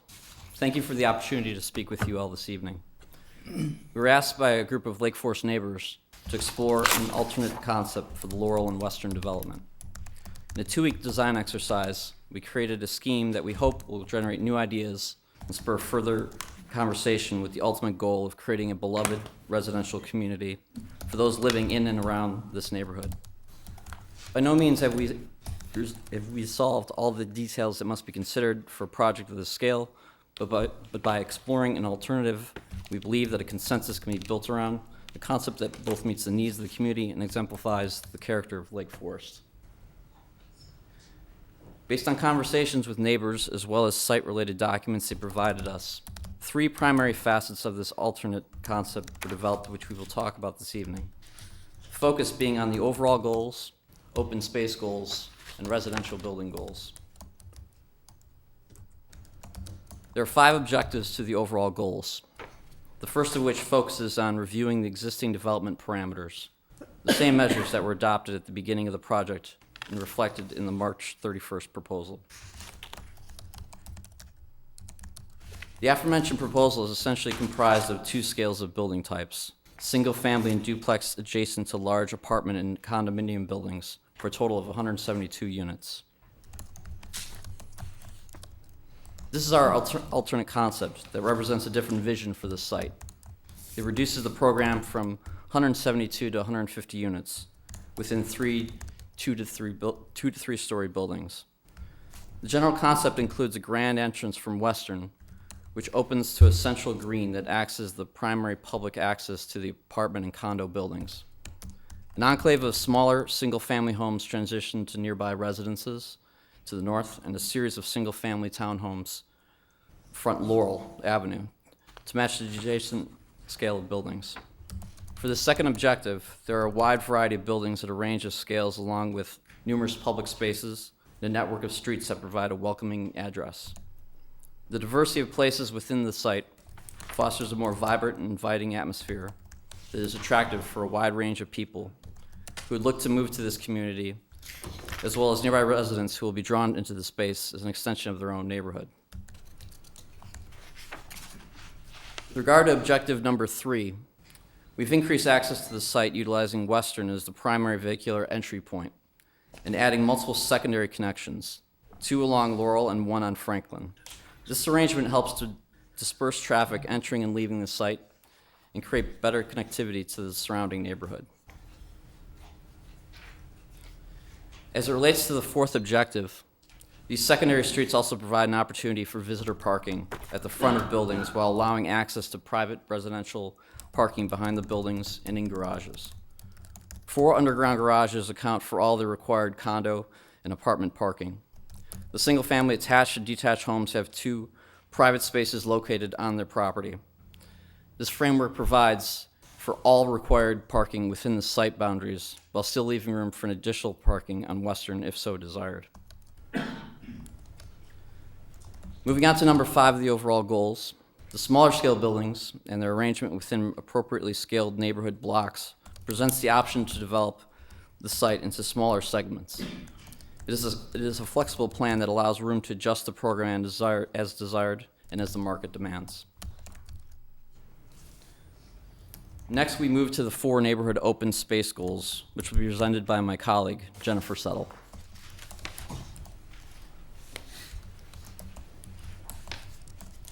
Thanks, Peter. The alternative concept plan considers 4 open space objectives, as you see here. The site, as you know, provides for a generous amount of quality open space. So this diagram delineates what might become public parks, shown in the darkest green, which includes the existing open spaces, as well as the proposed central green. So the space we see is the primary meeting point of this neighborhood. The landscape buffer is represented in the brown color and has been expanded to the south. And the lightest color green represents areas that we think should be further developed as secondary or private spaces. So our first objective was to maintain and highlight the existing natural assets by protecting such features as the beautiful old swamp white oak, as well as the entirety of Franklin Park. Our second objective was to maintain and extend the existing berm in order to lower the impact on the surrounding homes. In addition to these existing assets, our third open space objective was to set the stage in creating welcoming and active spaces, such as these up here, places that invite people to walk comfortably and to play and linger in the parks, as well as provide enhanced addresses for new residents. By no means have we designed this in full, but this plan clearly separates what is public and what is private, so that there are opportunities to create unique public spaces that have a human scale and clear ownership. So you can start to see that the townhouses might have private yards behind them, or there's a shared front lawn between the single-family detached units, or internal courtyards for the apartments, or a side garden at the condo buildings. These elements increase the value and the attractiveness of each of these building types. So finally, let's look at the residential building goals and our proposed alternate program. This concept plan presents 5 different building types. So the purple shows public or shared uses, such as the amenity building in the upper right-hand corner, as well as small mail kiosk or pavilions within each of the blocks. The blue represents the rental apartments, and the red shows condominiums. Orange looks at attached single-family units as townhouses along Laurel. And finally, the yellow highlights the single-family detached homes. If we call to mind some of our greatest neighborhoods that we can think of, it is this range of building types, each with its own architecture and its own unique scale, that we believe gives diversity and interest to a neighborhood. So looking closer at each of these types and how they address our first building goal of fostering a more diverse and interesting environment, we show 3 rental apartment buildings that are situated towards Western Avenue in the blue and are situated closest to the amenity building. We've kept the front building at 2 stories, number C up there, the letter C up there, and then they rise up to 2.5 and 3 stories just along the green. We've looked towards local precedents to give shape to these larger apartment buildings. People love living in buildings that have a story to them, such as this building at Market Square that's been adaptively reused for new shops. We like to imagine what it would be like to live in a building that looks like Lake Forest High, or an apartment with the character and history of Deer Path Inn. Next, we've shown 3 smaller condo buildings that are situated at key points in the plan. So terminating the end of this linear green in the central part of the plan, as well as holding the prominent southeast corner of the site. These well-detailed and owner-occupied buildings would be 2 or 2.5 stories. And we envision these to each have their own unique character, perhaps similar to a building like Gordon Community Center that was formerly the Central School, or this example condominium building that uses special architectural features to respond to adjacent outdoor spaces. These elements, we believe, are critical in adding to the visual interest of the neighborhood. Next, we look at the townhouses that give a proper face to the site as they line the edge along Laurel Avenue. Each has its own individual entrance that helps to activate the street and the park around the old Swamp Oak. And there's already successful local precedents for this type at Regents Row nearby.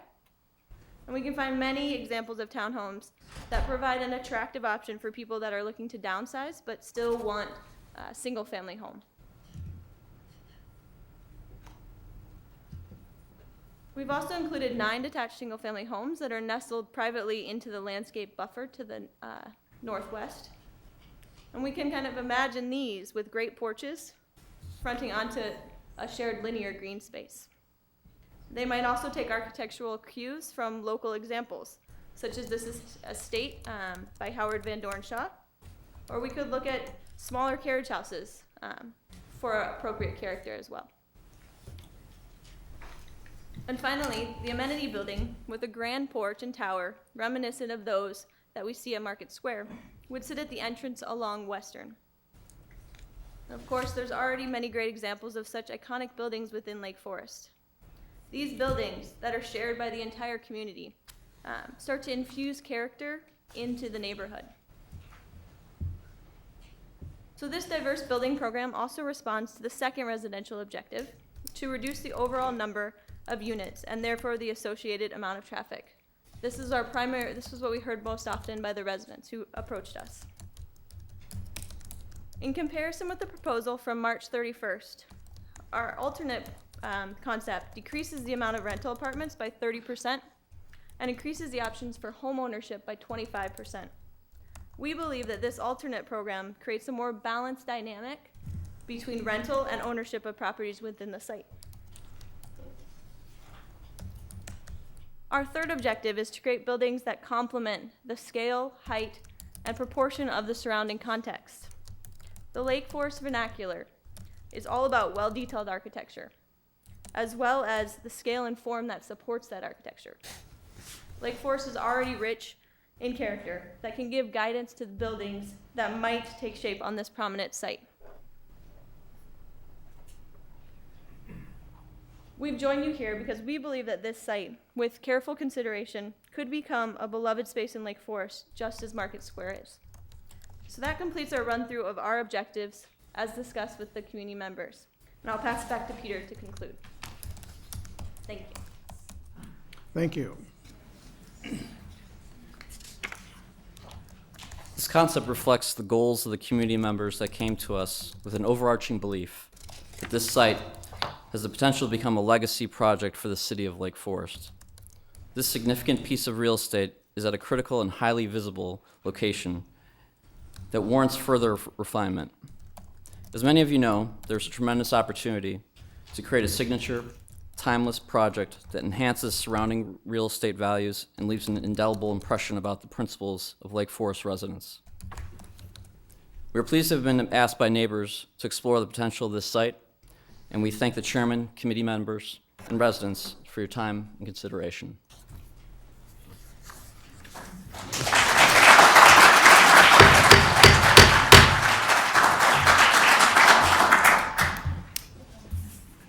I appreciate the three speakers staying within their allotted time here, but I don't appreciate the clapping that I asked you earlier not to do. Okay, our next speaker is Diane Karzis, and following her will be Pauline Moore. Okay.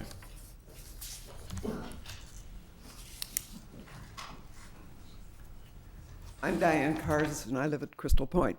You were given at your last meeting a copy of petitions with lots of names. We have received it. You have received? Yes, ma'am. You are now going to receive individually an updated copy showing that this is not just signed by people who live in the areas, Crystal Point and just south of the property.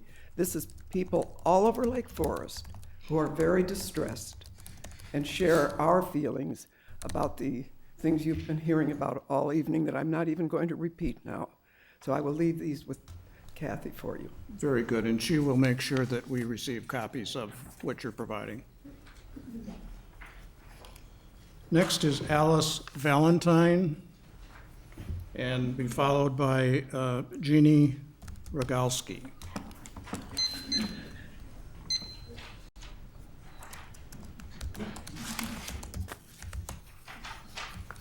I'm Alice Valentine. I live at Crystal Point. I just want to say thank you for hearing all of our concerns. I've lived here almost 40 years, and I'd like you to please consider this alternative neighborhood plan, which seems so much more conducive to the area where we live, and we want to keep it that way. Thank you. Thank you. Following Jeannie Rogalski will be Donald Anderson.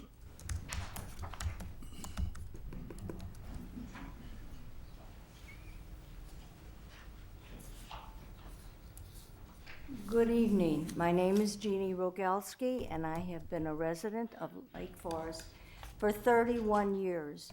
And 2 years ago, my husband and I decided to do condo. That's something a lot of people my age and younger are considering in this town. My comment is, Lake Forest is a city of trees and homes, not rentals and continual transit movement. Thank you.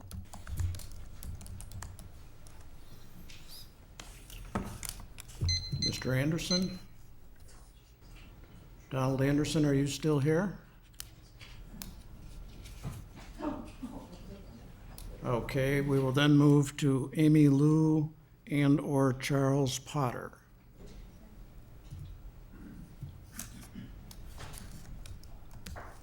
And following them will be Steve Brune. Thank you.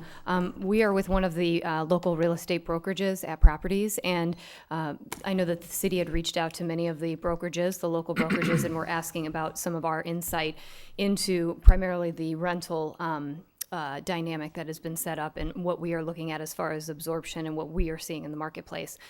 So we just took an opportunity to do some research and provide some additional insight into what we've found and kind of what we're seeing in the marketplace right now.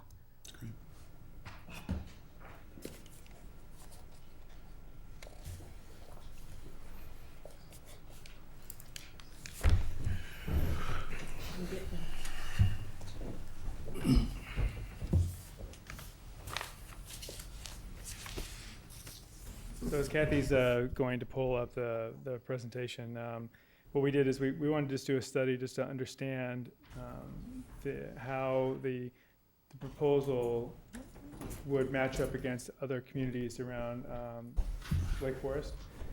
And what we found here, and this one slide we'll have come up.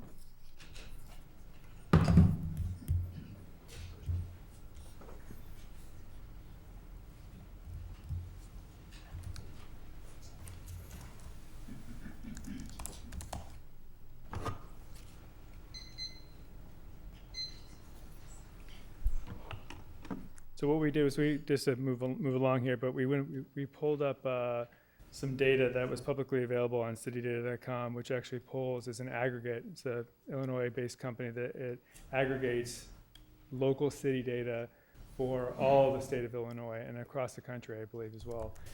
In this particular slide, you'll see is the okay. And you'll see that it shows us the demographic of the city of Lake Forest. In addition to it, it also lists out the number of homes and number of rental units that are actually in the city of Lake Forest. And that's right here, at approximately 8,062 homes and 680 rentals, which comprises about 9% of the marketplace is actually rentals. I'm sorry, it's a little unclear. I can give this presentation to Kathy if she would like to have it distribute it and put it on the website. In that, too, then we went ahead and we looked at surrounding communities. So we pulled up the information from Winnetka. And in this, I'm sorry you can't see it very well, but you'll see that the number of houses and condos in Winnetka is 7,402. Renter-occupied apartments is 655, and the total number of renters that rent in the city of Winnetka is about 10% of the community.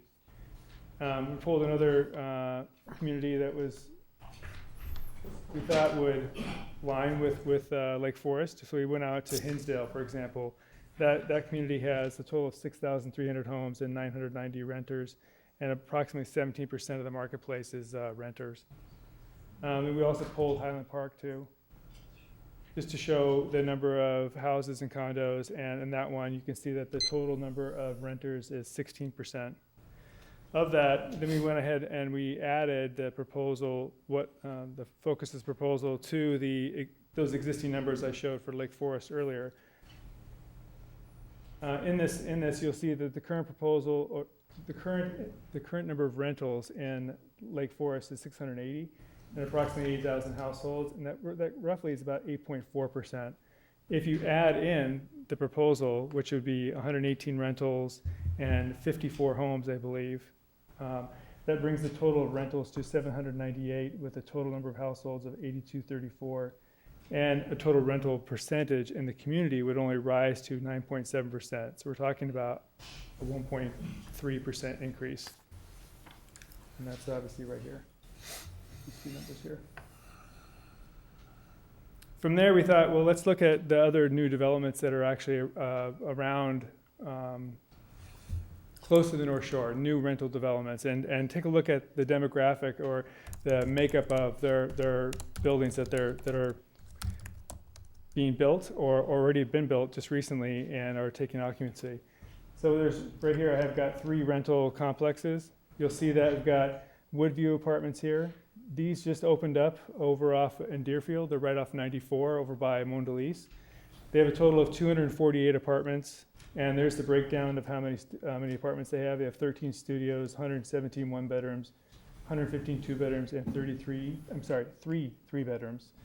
They range from $1,500 to $3,335 a month. So far, again, they're still under development. They have already rented their 3 bedrooms. They rented before they even opened their doors. And again, like I said, they just started allowing people to move in to portions of the building. They're obviously building in phases as well. They started moving in on May 8th. The other complex we pulled was Tapestry in Glenview. The price range there is $1,450 to $2,950. There are 290 apartments. Of that, there are 29 studios, 174 one-bedrooms, and 87 two-bedrooms, no 3-bedrooms. They're fully built out. They also have Mariano's there, I believe, and a bunch of shops that people can walk to. This is right off of Willow and 94. You can see this as you're driving down 94. You'll see the AT&T building. It's literally right next door from right off the highway. The other one we thought we'd pull is the Oaks in Vernon Hills. This is over off of 22 Effort Splits on the right-hand side. The price range in those is $1,500 to $2,795 a month. Total number of apartments is 304, and there you can see the makeup there, 144 one-bedrooms. This complex here in the Oaks is slightly different. They built some row homes too. I didn't put the square footages of these. These are publicly available on the website of the Oaks if you wanted to see these. But they had 18 two-bedroom row homes with 2-car garages and 18 3-bedroom row homes. Some of these complexes are willing to give the information of what their absorption rate is. In this particular case, all they would tell me was that the row homes have been very successful because of the fact that they have garages and they're fully encompassing homes. From that, what I thought we'd do is we'd look at, obviously the total number of apartments in each one of these new developments in the surrounding areas. The smallest one is 248 apartments, with the largest going up to 304. That's obviously, Focus's proposal is 118 units versus the other developments is of 248 plus. And the other thing is we noticed too, is that the proposal that Focus is provided is 40% of them are one bedrooms, versus these other complexes here are 52. They're about 52% and up to 70% are one bedrooms or less. The reason why we thought it was interesting, we wanted to look at that, is because of the fact that from a demographic point of view and what we're seeing in the marketplace, in Lake Forest specifically, we find a lot of people that obviously have homes they want to be able to just rent for a period of time, or they want to stay in a home versus a one bedroom. So we're not looking for, they're not people that are just, how can I say it, right demographic, up and coming people that are just looking for a one bedroom apartment. We don't think that's a demographic what we'll see here, and obviously it aligns with the proposal that they had. Yeah, and then we also pulled together some case studies. These are real people that we've dealt with recently. One of them is a professional athlete who signed with a local team for a significant amount of money, and he only has a 1-year contract, and he wanted to have a home for his family. We couldn't find him anything in the Lake Forest area, so I believe he went to one of the other complexes. We also have a Relo executive, and these are all just within the last 6 months. So then we had a Relo executive that came here, wanted to get a one-bedroom place, but he wanted obviously a furnished place, but he was looking for a period of time for 6 months to a year because he was traveling, he was living somewhere else. The other thing we find is that existing Lake Forest residences where they're moving out of Lake Forest or they're living out of state now, and they still want to have a footprint here because they have family here, so they want to be able to come back here. So we find that too for people that want to have rentals. You also have another one that's a single household. We have another client that has two doctors going to go work at Level Hospital up in the Navy. I'm talking about up at 137 and Green Bay Road. And anyway, they're coming in from out of the country. They want to be able to rent for a year, and then they're going to look for a place to buy. And then another one I had there too is a Lake Bluff rental where we've had, this is a house that I represented too, where the first renter was an executive moving in from the country that was transferred out of the country for 4 years, came back, lived for a period of time, then bought in Lake Forest. And another person that is a millennial that actually owns a place down in the city is selling his place and wanting to move him and his wife and their newborn baby up to the Lake Forest area, and they found this home and they're renting it for a year. Anyway, so demographics of potential renters, what we find is that it's either residents downsizing, relocation executives, as we saw before, existing home Lake Forest renters, sometimes divorcees, millennials from the city, and teachers from the city, teachers, city employees, et cetera. And then in conclusion, what we found is that the number of rental units was warranted. We didn't feel that based off of what we're seeing in the marketplace right now, that there's definitely a demand for rentals in the community, and there's nothing new for people, and that's really what we keep on finding is that people are wanting new homes, new rental communities. Total number of rental units being added will increase again to 1.3%. And then using quality building materials and offering aesthetically pleasing design, the rentals should not have any effect on the condo pricing and will provide continuity with Lake Forest community. In addition to that, we find that we'll find diversification too. Just like with any investor, they'll tell you to diversify your portfolio amongst many different things. So what we're seeing here is that with the single-family homes, the condos, and the apartments, that it makes the overall complex healthier, I guess you could say, and more viable. Rentals with amenities will offer a unique value and not currently available in Lake Forest, and the amount of open space too is also a premium feature for this development.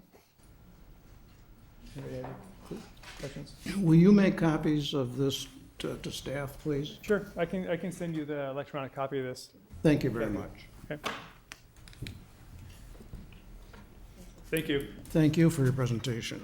Steve Bruin, and Steve will be followed by Jim Warfield. My name is Steve Bruin. I live at 1261 Burr Oak Road. And rather than spend my time complaining about the same issues this commission and the folks at Focus Development have heard at every meeting, I would simply like to express my profound frustration with the direction of this process.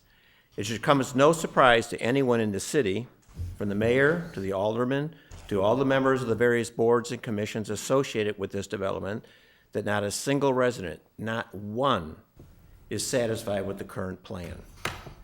Despite hearing the same concerns expressed over and over, Focus has done virtually nothing to change their original design presented in December. They've simply tweaked around the edges. We are not going to change our opinions and concerns with their plan simply because they continue to present it at every public meeting. One has to ask, why are they taking this approach? Is it because they believe they can simply wear us down? I spent my working career presenting projects to clients that I wanted them to buy. And if I had been as tone deaf as Focus is regarding my clients' concerns and issues with the project, I would never have sold a thing. But clearly, they're not selling this thing. They feel like it's already been bought. Now, Mr. Lay, you made a comment earlier that we would like to see if there's some solutions, okay? And I remember when I had folks working for me, I'd always tell them, don't just bring me your problems, tell me what you think the solutions may be. Give me 2 or 3 alternatives. Don't expect me to think of all of them. Well, tonight we have done exactly that. You have a fully formed alternative plan that the residents that have looked at it and have seen it this evening are in favor of. Is it perfect? No. Is it significantly better than what we've seen time and again? Yes. So let's not make this thing into a freight train. Let's allow you folks to understand and read the different alternative proposal and really give it some serious consideration, because I think that's what all of us residents want. We do not expect the property to be developed into a park. We expect and want it to be developed into a positive addition to the neighborhood, as well as Lake Forest, that will stand the test of time. Tonight, the residents presented an alternative plan that we believe meets those goals and does so in a financially prudent manner. The Focus proposal, as presented over and over by them, will not be a positive addition to Lake Forest. What it will be, ultimately, is an embarrassment to all the residents of Lake Forest. I beseech this commission and all the officials in Lake Forest to not let a short-term financial accommodation drive a bad decision. Say no to the Focus plan until they do better. One final request, and I guess I'll address this to Kathy. Please, do not start the demolition of Franklin, the park at Franklin and Western, as well as the berm, until our plan commission has an opportunity to approve for the council's consideration a final plan. Because once they're gone, they're gone. We gave you a plan that saves them both, so let's wait on that. I thank you for your time and consideration. Thank you. Mr. Warfield?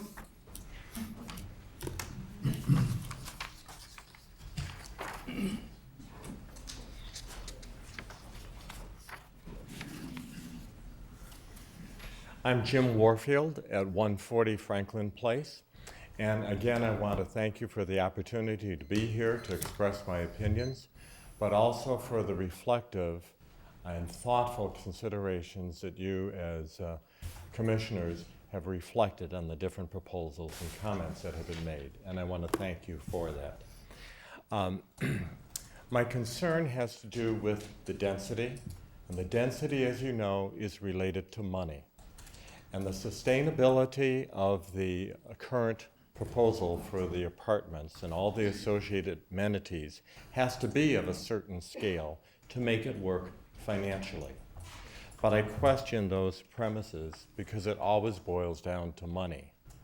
We have a moving target because the City Council has not determined the exact sale price for that acreage. I find that highly disturbing. You ask, what can you do to give a charge to the petitioners to have a different plan? There's nothing that you can do. Absolutely nothing until the city sees a way in which they can change the parameters of the RFD that has been given to the petitioner. We do need rentals in Lake Forest, but I question the number of rentals that are being proposed in both of these proposals that we have seen. There are 17 rentals on the market today in Lake Forest, ranging in the price from $1,200 to $10,000. And they range from 1-bedroom apartments to 5-bedroom houses. We have some inventory. We ought to be looking at what our current market is and trying to project what the market is going to be like in 2 or 3 years from now. And that's a very difficult task. That's why I would like to see in any of the plans the quality of the apartments being developed in such a way that it can be converted to condominiums. As long as our current tax structure exists as it is today, it does favor home or condominium ownership, and we can't forget that as a benefit. Thank you. Thank you. That's all of the registration slips we have. I would, at this point, ask if there's anyone who has not submitted a registration slip that wishes to speak to please come forward and state your name and address, please. Phelps Langtree, 1230 Northwestern. It's hard to believe, but I've been in Lake Forest for 37 years. Just getting older here. We moved to Crystal Point. We downsized from the corner of Ridge and Everett about 12 years ago. We never even considered a rental. I don't understand the big need for rentals, but and this new plan is a nice alternative, and I hope you consider it carefully. Thank you.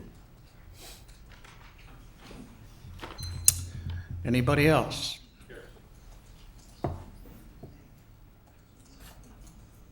I'm Richard Cottrell. I own a dental office at 133 and live at 119 East Laurel. Someone brought up the money. What I found out tonight is one of your charges by the city was a 4-story rental building. This 4-story monster came from us. It didn't come from them. And they gave this plan and request to 12 developers. I was shocked when I heard that. And the only way you can have a 4-story building is to have a rental building. And that's driven by paying off the TIF. The problem with a rental building is that they generate about 50% of the rental income that a sole ownership unit would develop. So you could take those 118 units, and I don't know how big they are, but I think they're smaller than what condominiums would be. And you can immediately divide those units in half if they were sole ownership units. So you could take out 50 units right off the bat. And then if they're condominiums, because the condominiums are probably going to be larger, you could probably whittle that down to 35.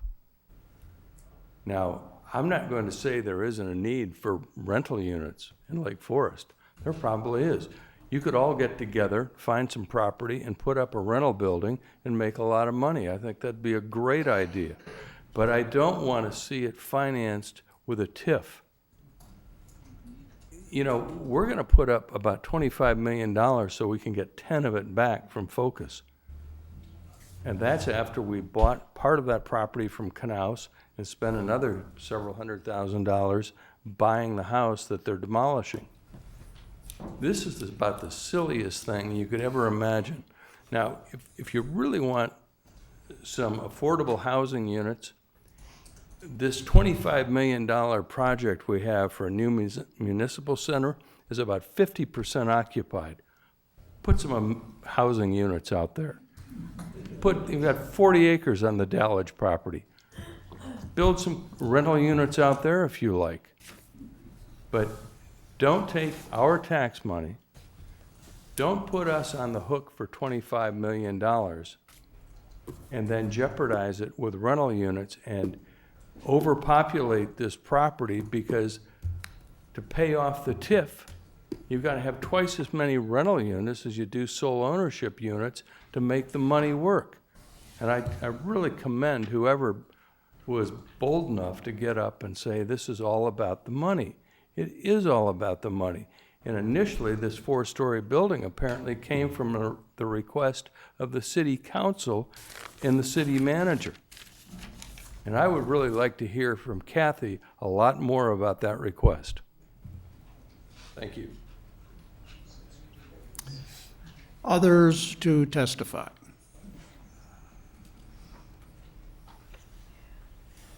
Seeing none, let me first ask Kathy, would it be, since I think we should keep the public hearing open on this topic so that we can still get public input before we finish the process. Staff response to the public testimony. I'll take a stab at responding to Dr. Cottrell's comment first. In 2007, 2008, the community did hold numerous public meetings to discuss the Laurel and Western Avenue site. Out of those discussions, there were a set of development parameters that were presented to the Plan Commission first, modified by the Plan Commission, and then forwarded to the City Council. The City Council at that time, I think as everyone knows, went out with an RFP, decided to set the property, just put the development on hold for a while. In 2012, when the City Council decided the time was right to start looking at redevelopment of that property again, they pulled out those same development parameters that were that grew out of community discussions, and they forwarded those back to the Plan Commission. Some of you may have been on it. I think most of you were not on the commission, but a couple of you might have been. The City Council asked the commission to relook at those parameters to see if they were still appropriate or to recommend modifications.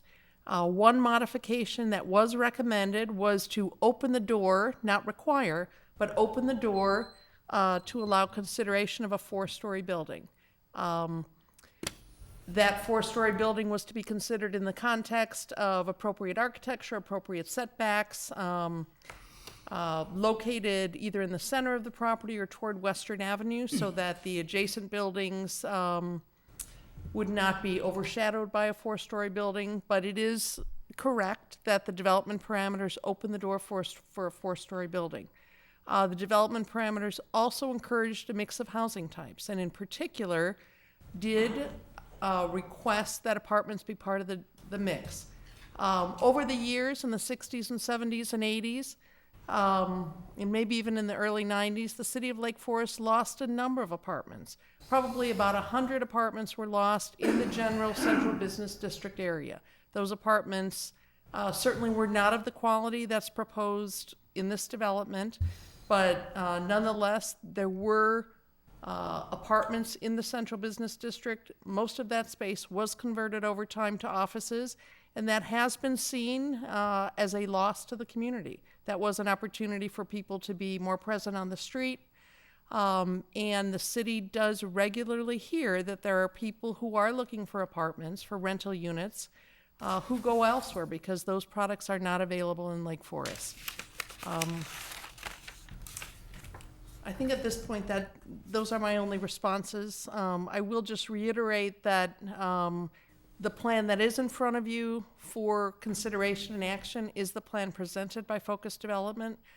Certainly the input you received, including the alternative plan, can be used to help you inform direction that you give to Focus.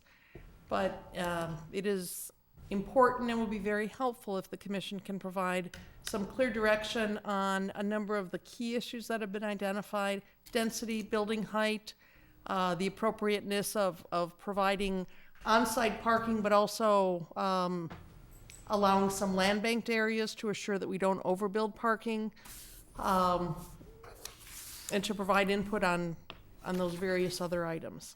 Okay. If you have other questions for me or items you want to address, I'd be happy to do that. Otherwise, I'd turn it back to you, Mr. Chairman. Okay, thank you. We'll turn next to petitioner rebuttal to the public hearing. And we've allowed up to 10 minutes for this, so please proceed. Thank you.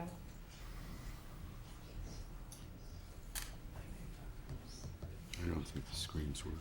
We continue to hear a lot of important, valuable feedback, and thank you everyone for your contribution to tonight. We have been listening, we have been making changes over time in an effort to try to meet the community halfway to create a successful development for the community and for us in terms of responding to the RFP, meeting design guidelines, and really embracing a solid direction forward for this area of land. I did want to touch briefly on density since that has come up again. This is a slide that was in our last presentation. Density, the calculation of a number of units taken over the area of land, is an important consideration for how this site fits into the context of the surrounding community. In this case, the 172 units that we've proposed over 10.7 acres of land is about 16 units per acre. And as we study other developments around the area, we see that there are developments from 20 units per acre up into 34.7 units per acre. So the density of what we're proposing in the integrated plan for Laurel and Western is well within the context of what could be deemed appropriate for the areas surrounding this immediate neighborhood. And we were sympathetic to the question of what is this like if you look at the multifamily separately? Is it fair to look at this as an entire site? We absolutely believe it is. There are many developments, including 119 across the street, where you have a mixture of products, in that case, townhomes alongside condominiums, and you study density for that particular development based on that whole comprehensive land plan.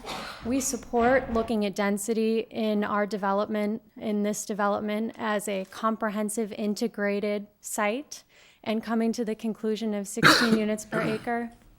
But just to provide the information, we did break out single family versus multifamily, and again found densities that were well within the established precedent of buildings that have been anchors in this area of the community for many years. So to the extent that density refers to the density calculation of a number of units over an area of land, we are struggling for a way to communicate this more clearly. I will say that density, as it's used to discuss scale or mass of a building, also understandable. That's where you see some flexibility, where we're dropping height. We're trying to provide a significant amount of open space, which is really the trade-off between a low flat site versus a more vertical site when it comes to accomplishing a reasonable number of units on a site. So I'll offer that. We have additional information that we've presented. As everybody, most people have been here with us from the beginning on character studies, why we're proposing what we're proposing, precedent from within Lake Forest that's inspired our design. The design team that we've assembled, which have all of whom have experience within Lake Forest and some of which are located in Lake Forest. We're passionate about this design. We're committed to it. We know that we hit every qualification within the RFP. And those were the design guidelines given to us up front and what we were charged to respond to. So we hope that there's understanding that this plan emerged from a set of parameters that were distributed to not just us, but to at least 12 to 15 other developers who went through a process of selection, and we were selected out of that process for the merits of this proposed development in terms of green space, accommodating underground parking, providing that mix of residential units, including rental units, that's critical to viability of this area and the long-term viability of this downtown. And, you know, we're happy to answer questions, and we just really would, again, come back to the Plan Commission and ask for direction on what you'd like to see so we can have some progress in terms of our next steps. Thank you. And I would like at this point to turn to at least 6 or 7 different issues that we have been considering and hearing about. And I'm wondering if we could use the staff. We're not limited to those, but how about if we take up the question on the Western Avenue apartment building? Should it be 4-story as originally proposed or replaced with a 3-story building?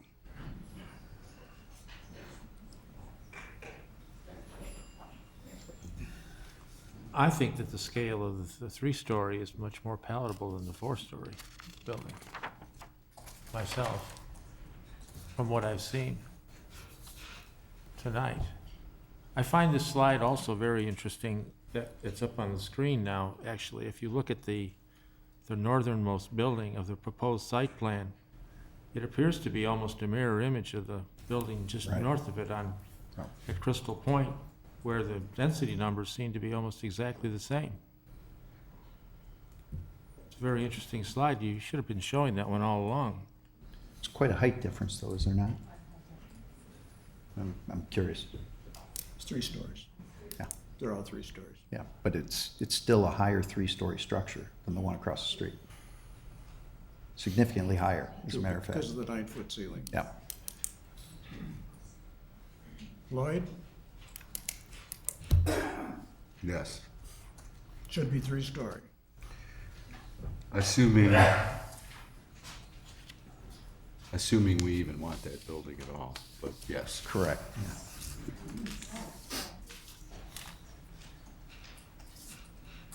Tim?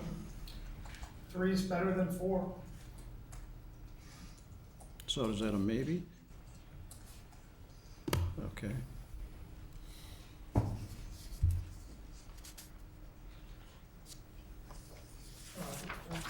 Yes, 3. 4 is a non-starter for me. But I'm not so sure I'm prepared to simply move through what that process would otherwise indicate. I think we can do it, but I don't think that's the end of the discussion. Oh, I From my concur. perspective, at least. I concur. Okay. I concur. All right. This is, Yeah, that's see, fine. if we can come to a general consensus or a close consensus on some of these, I think all the better. Can I ask a quick Sure. clarifying question? Focus responded to an RFQ, correct? Not an RFP. First an RFQ. Right. And I believe there were 11 respondents. The Property and Public Lands Committee, Subcommittee of the City Council selected 5 of those and invited responses to an RFP. Okay, all right. And then interviews followed that. Okay. So Jeff, 3 versus 4? Yeah, 4 is a non-starter, 3, All right. 3 at best. So are you a maybe 2? All right. I'm not sure how much more clear I can be. All right. Well, I'll weigh in with this, that definitely yes, 3 and not 4. So that, what gives me is 3 commissioners suggest as a direction, 3 rather than 4. And you definitely don't want 4, but you reserve the right to support 3. You can make this much simpler. 3 at the most is my recommendation. All right. Yeah, I would agree with that. All right, so then you got five commissioners are saying 3 and not 4, okay? Let's take the next topic, and I'm gonna jump around here. Should a through street from Laurel Avenue to Franklin Place be provided, or should the internal road terminate on the site with appropriate provisions for turning movements and emergency access? Lloyd, I'll start with you. I think it should be a through street. Even the neighborhood plan appears to present a through street. I think Guy's argument about separating the neighborhood, or actually creating a neighborhood that has streets in it, is a good idea. I suspect there will have to be some kind of accommodation made for, Franklin, but yeah, I support a through street. Again, any consideration I make to these specific questions has to be premised upon an overall plan that I accept, and I'm not sure I accept the premise we're working from here. That's my Well, problem with going through these questions. I think that goes without saying, because if we put together, they say a zebra is something put together by a committee. We have to, whatever we tell them to bring back, we have to have sufficient votes, a majority vote to go left or right on this. Short answer, through street. Okay. Tim? I prefer the street not go through. Okay. Jeff? I agree with Commissioner Culbertson. Okay. Mr. Berg?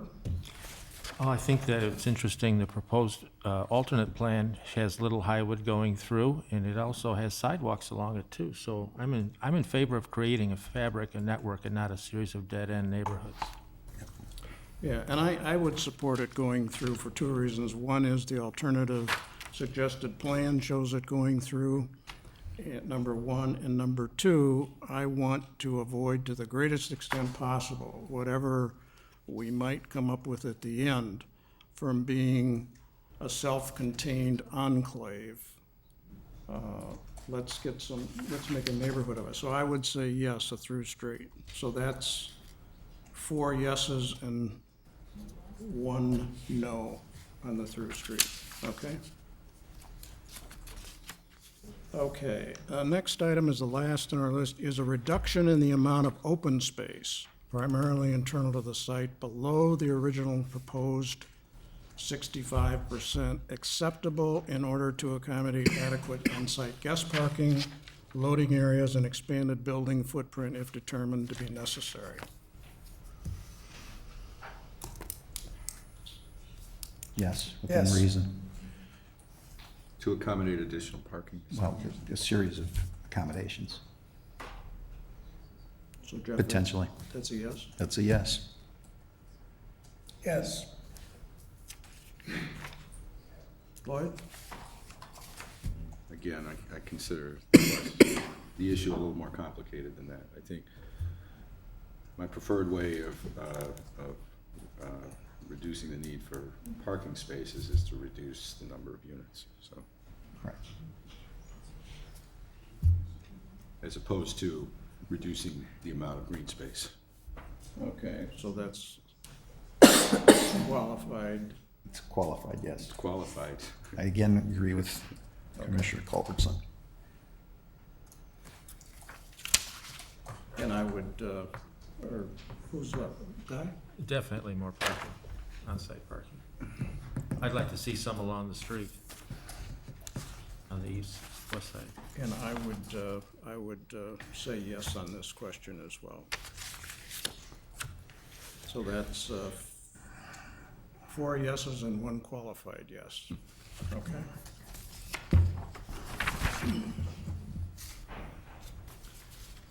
Okay. Next question, is the approach of adding 18 on-site guest spaces with the opportunity for the addition of spaces in a land-banked area an acceptable approach?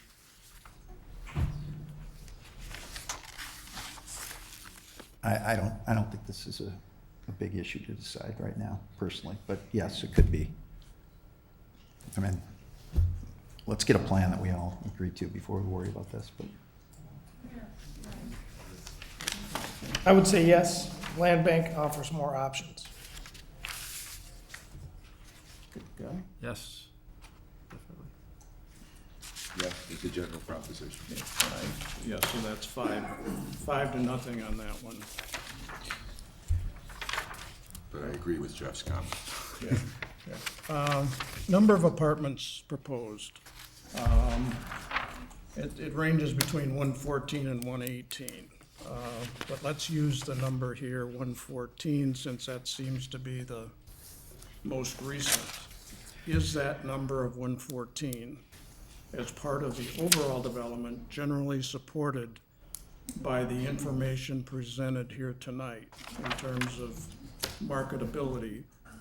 Is this acceptable to the commission? Is that the real question, whether or not it's supported, the marketability of those units are supported? Is that I'm curious, I'm not reading it. Is that the question on the table? Because I think 200 apartment units are marketable potentially. Yeah.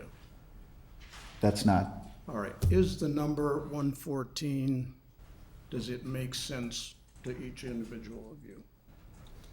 I'll make it easy, Andy. No. No.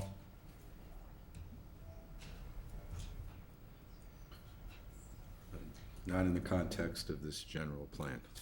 Okay. Guy? From a percentage standpoint of the amount of rental units we have in the city, I think that the increase is something that the city can accommodate, the market could accommodate. I think the question is, do we put it all in here on this site? And I think that depends on the quality of the site plan. That was one of the reasons why I wanted internal roadways, because I thought it would differentiate from the condo units. So I was on board with the number of rental units in the beginning, if I could see more change to the plan. It's interesting that the alternate plan tonight has additional roadways. And so I don't have a problem with the number. It's just that the plan has to be very carefully calibrated, I think, to make it a successful a venture, a gamble as possible. So that's a tentative yes, I suppose. Okay. And I would say yes, so that gives 3 no's and 2 yeses. The no's saying they want fewer. I want the number of apartment units. I don't have a problem with there being apartment units. I want the number of apartment units to be appropriate to a well-conceived plan. Correct. I would agree. Okay. That seems to be the majority opinion of the So whether commission. we say yes or Right. Okay. say yes. Well, can we discuss that a tiny bit more? Sure, go ahead. Let's say that the alternate plan that we looked at tonight, it's interesting because if you abstract and break that plan down, there's a lot of similarities between that plan and this plan. As I did that while we were being presented. There isn't, I mean, we saw no floor plans in that alternate plan, so we don't have any idea how big those units are. If they're diminutive to the point where they wouldn't be marketable, it could be a complete failure. So, I mean, you have to be careful. Somebody put up some, and there were a lot of disparate kind of groups in that plan, so it's not perfect by any means. But, you know, we have an opportunity perhaps to, maybe the focus people could hybridize a bit from the plan we saw earlier tonight, I think, maybe, and make this rental. I mean, if that plan we saw earlier, the alternate plan said, we can do 114 rental units in it, what would everybody be saying? That there's no problem with rental units, we like the plan because it's a better diagram? Do you see my point? I do. So, I concur, because. I mean, and if we look at Crystal Point, because it's supposed to be hallowed sacred ground with, well, and I understand people live there and they love it, and that's great. But I'm looking at those 2 buildings across the street, and they almost look like they were designed to be built in phases. Maybe there's a height difference, but I mean, look at the lengths of them, they're the same. In fact, the overall disposition of the buildings at Crystal Point, I wouldn't approve today at all. The plan below it is much better from an organizational standpoint, and open space, better definition of space by far. So, you know, I mean, we have to start using these diagrams. If we're looking at information, that's the best diagram I've seen in these 4 evenings. And I would just reiterate my point that the number of rental units, in my opinion, make the selling of the condos and the single-family homes much, much harder, and therefore makes the project riskier. Okay, let's go to the question of density. The question is density of up to 172 units consistent with other developments near the CBD and consistent with the development parameters? I would say no. Well, There are no comps. well, the way this plan is laid out, it has to be a yes, doesn't it? I mean, if you look at the density as it relates to every other project, it's a yes within the context of that question. Is that question relevant for our discussion today? I would say no. I would agree with you. The sheer density and the And math. in fairness to Focus, they were asked to present a plan within the context of the parameters established by this body and the council. And they did that. But now we're at the next phase of this. And now it's up to us to ask ourselves whether we've shaken this bag, we've come up with this plan, and whether or not we really want this to be representative of this 10-acre site. We're seeing it now for the first time, really in actuality, and I have problems with it. So, I agree. No, I think that, you know, the difference between the neighborhood plan of 150 and 172 isn't that. Great. It isn't an ocean of difference. It's, so again, it's coming up with a good plan. So you're a no. again, if you ask that question the way you asked it, it can't be a no. No, it's. They're the comparisons. Yeah, I But mean, that's not the relevant question on the table, I don't think any longer. I mean, it's perfectly defensible that the plan was presented like this, because those were the parameters provided to Focus, in fairness to them. The question is now, what are we willing to live with?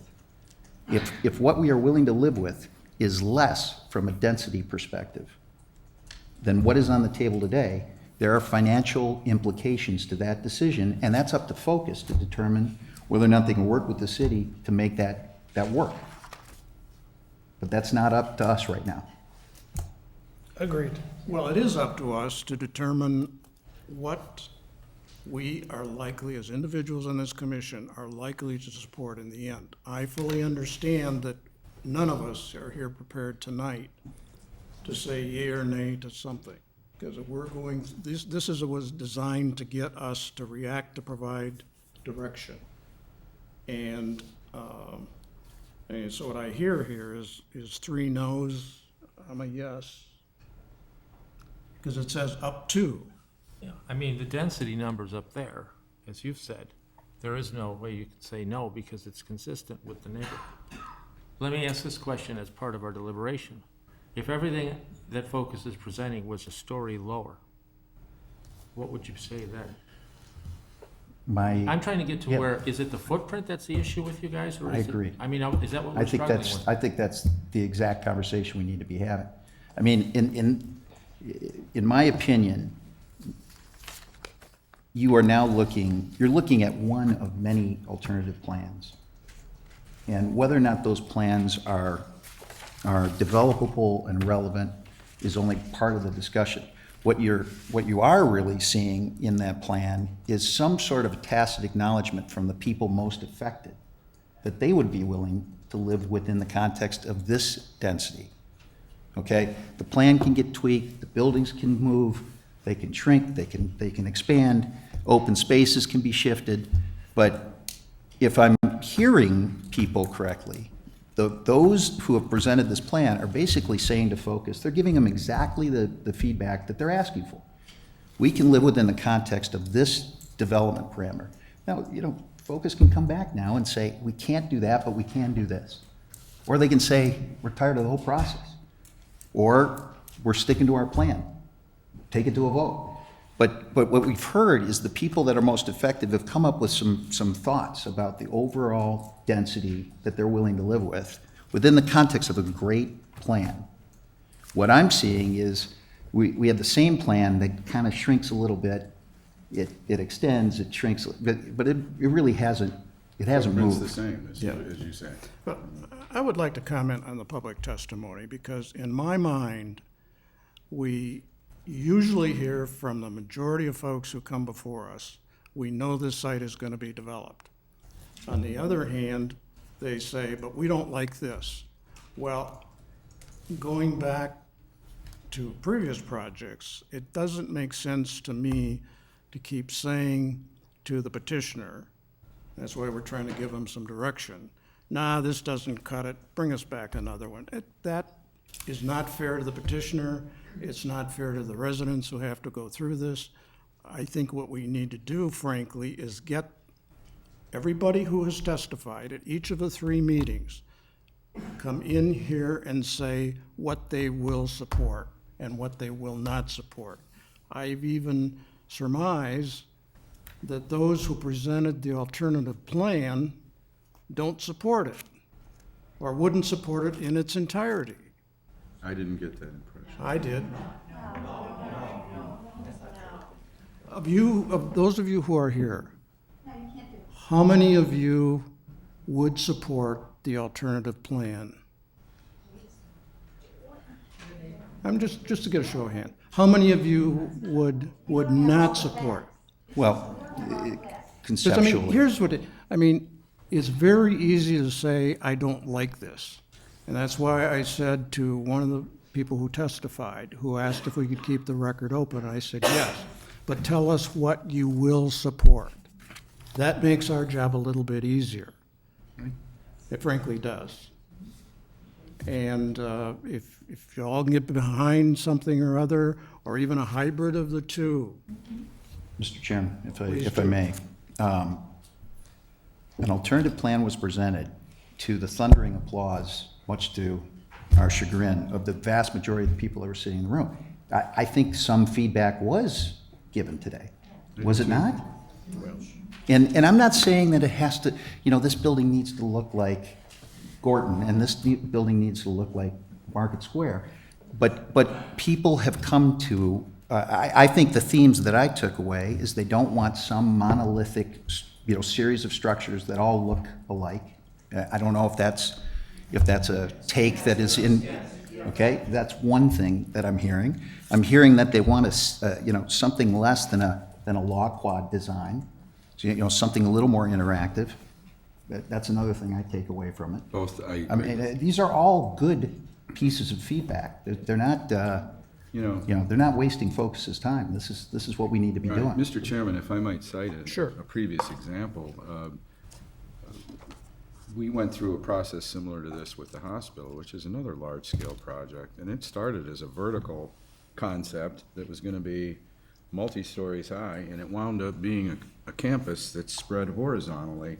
In other words, the developer was willing to transform their design based on the feedback they got from not only this commission, but the neighborhood.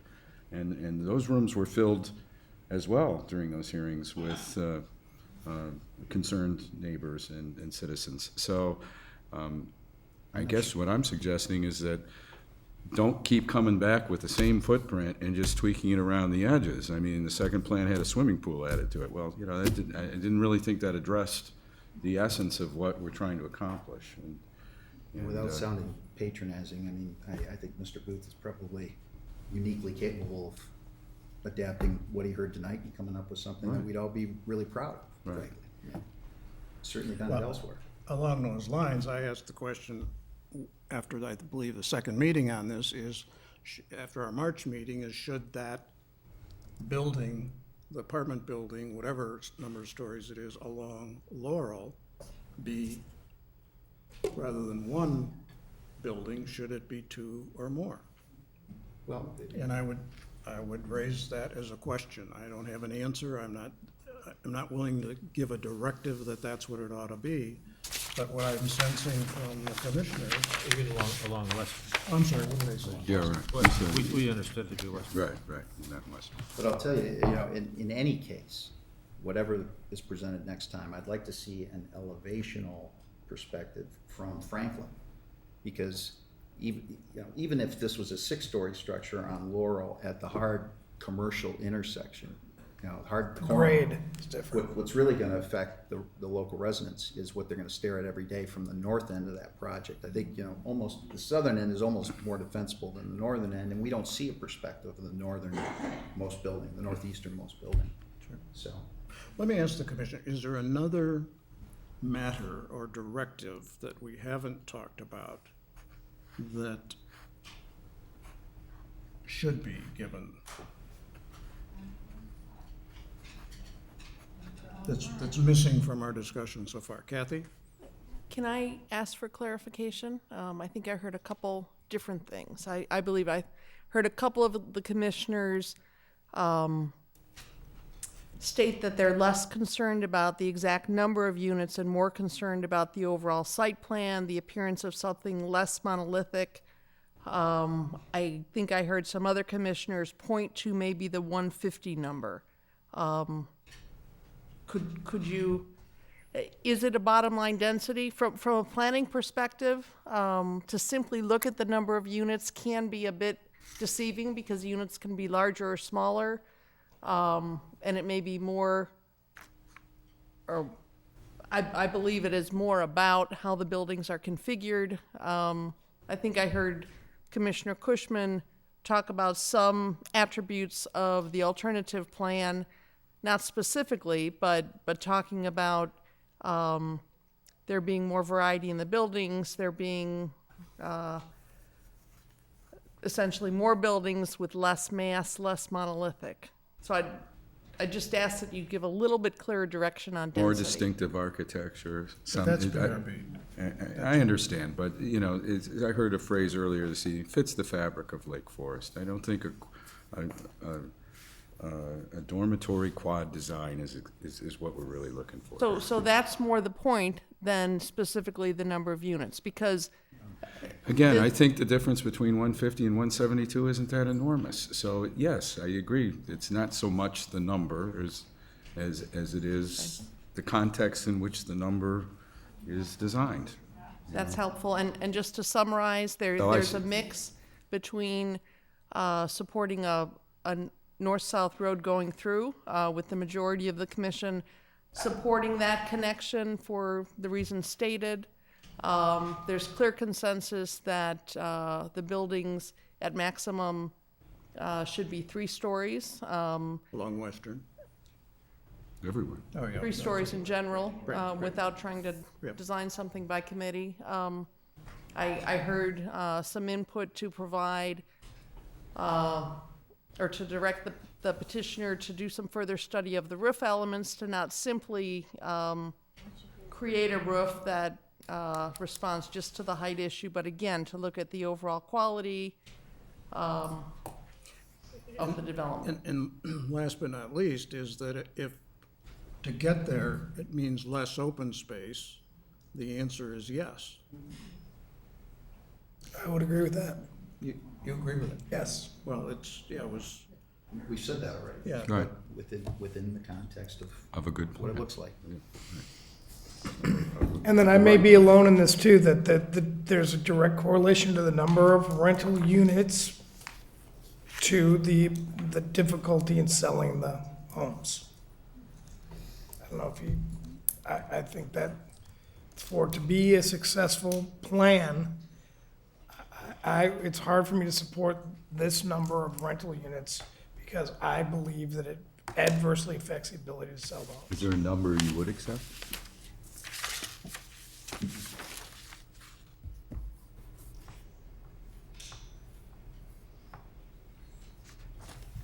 I don't know yet. It all has to be in context with the plan. because I mean, we did receive, in terms, to your point, Tim, we did receive dated the 12th, that's yesterday, a report on, whether or not this composition could be marketable. I read it, and they're not. You don't believe it? They're not comparable to this development. We looked at. It talks specifically Yeah, about yeah. this individual development. And, but then it also talks about Vernon Hills and Deerfield and Glenview. I don't see that in here. Well, the whole primary market area demographic study Well, and comparables. So I don't agree with this, with that report. based on, Right. Just the uniqueness of the market here, the amount of homes that are in Lake Forest that are trying to be sold, the perceived desire for rental units. okay. From a land use perspective, would you like to ask the petitioners if they have some clear direction from a land use perspective, or at least some direction? Or if they have any specific questions of you? Sure. Christine, is this direction we're talking about clear or clear as mud? There's some clarity, and we thank the commission for the discussion tonight and trying to come to a conclusion. We're happy to work with the commissioners and the community to find a solution here. And I think that this provides some framework under which to do that. I would say, we have experts in the audience that we've brought from Appraisal Research Counselor and from Moran and Company, who have answered and provided a lot of information about the marketability of things like apartment units, the mix of these units, the commingling of these products. They probably won't return with us every time, so if there are additional questions specifically for them, it might be a nice opportunity to capitalize on that resource while it's in the room. I would also. I would pursue Disagree. that and that line and ask if perhaps they could convince Tim that this is. Well, I read all the reports. Well, Did they miss something? Is he missing something? Yeah, any questions I can answer? well, let me put it.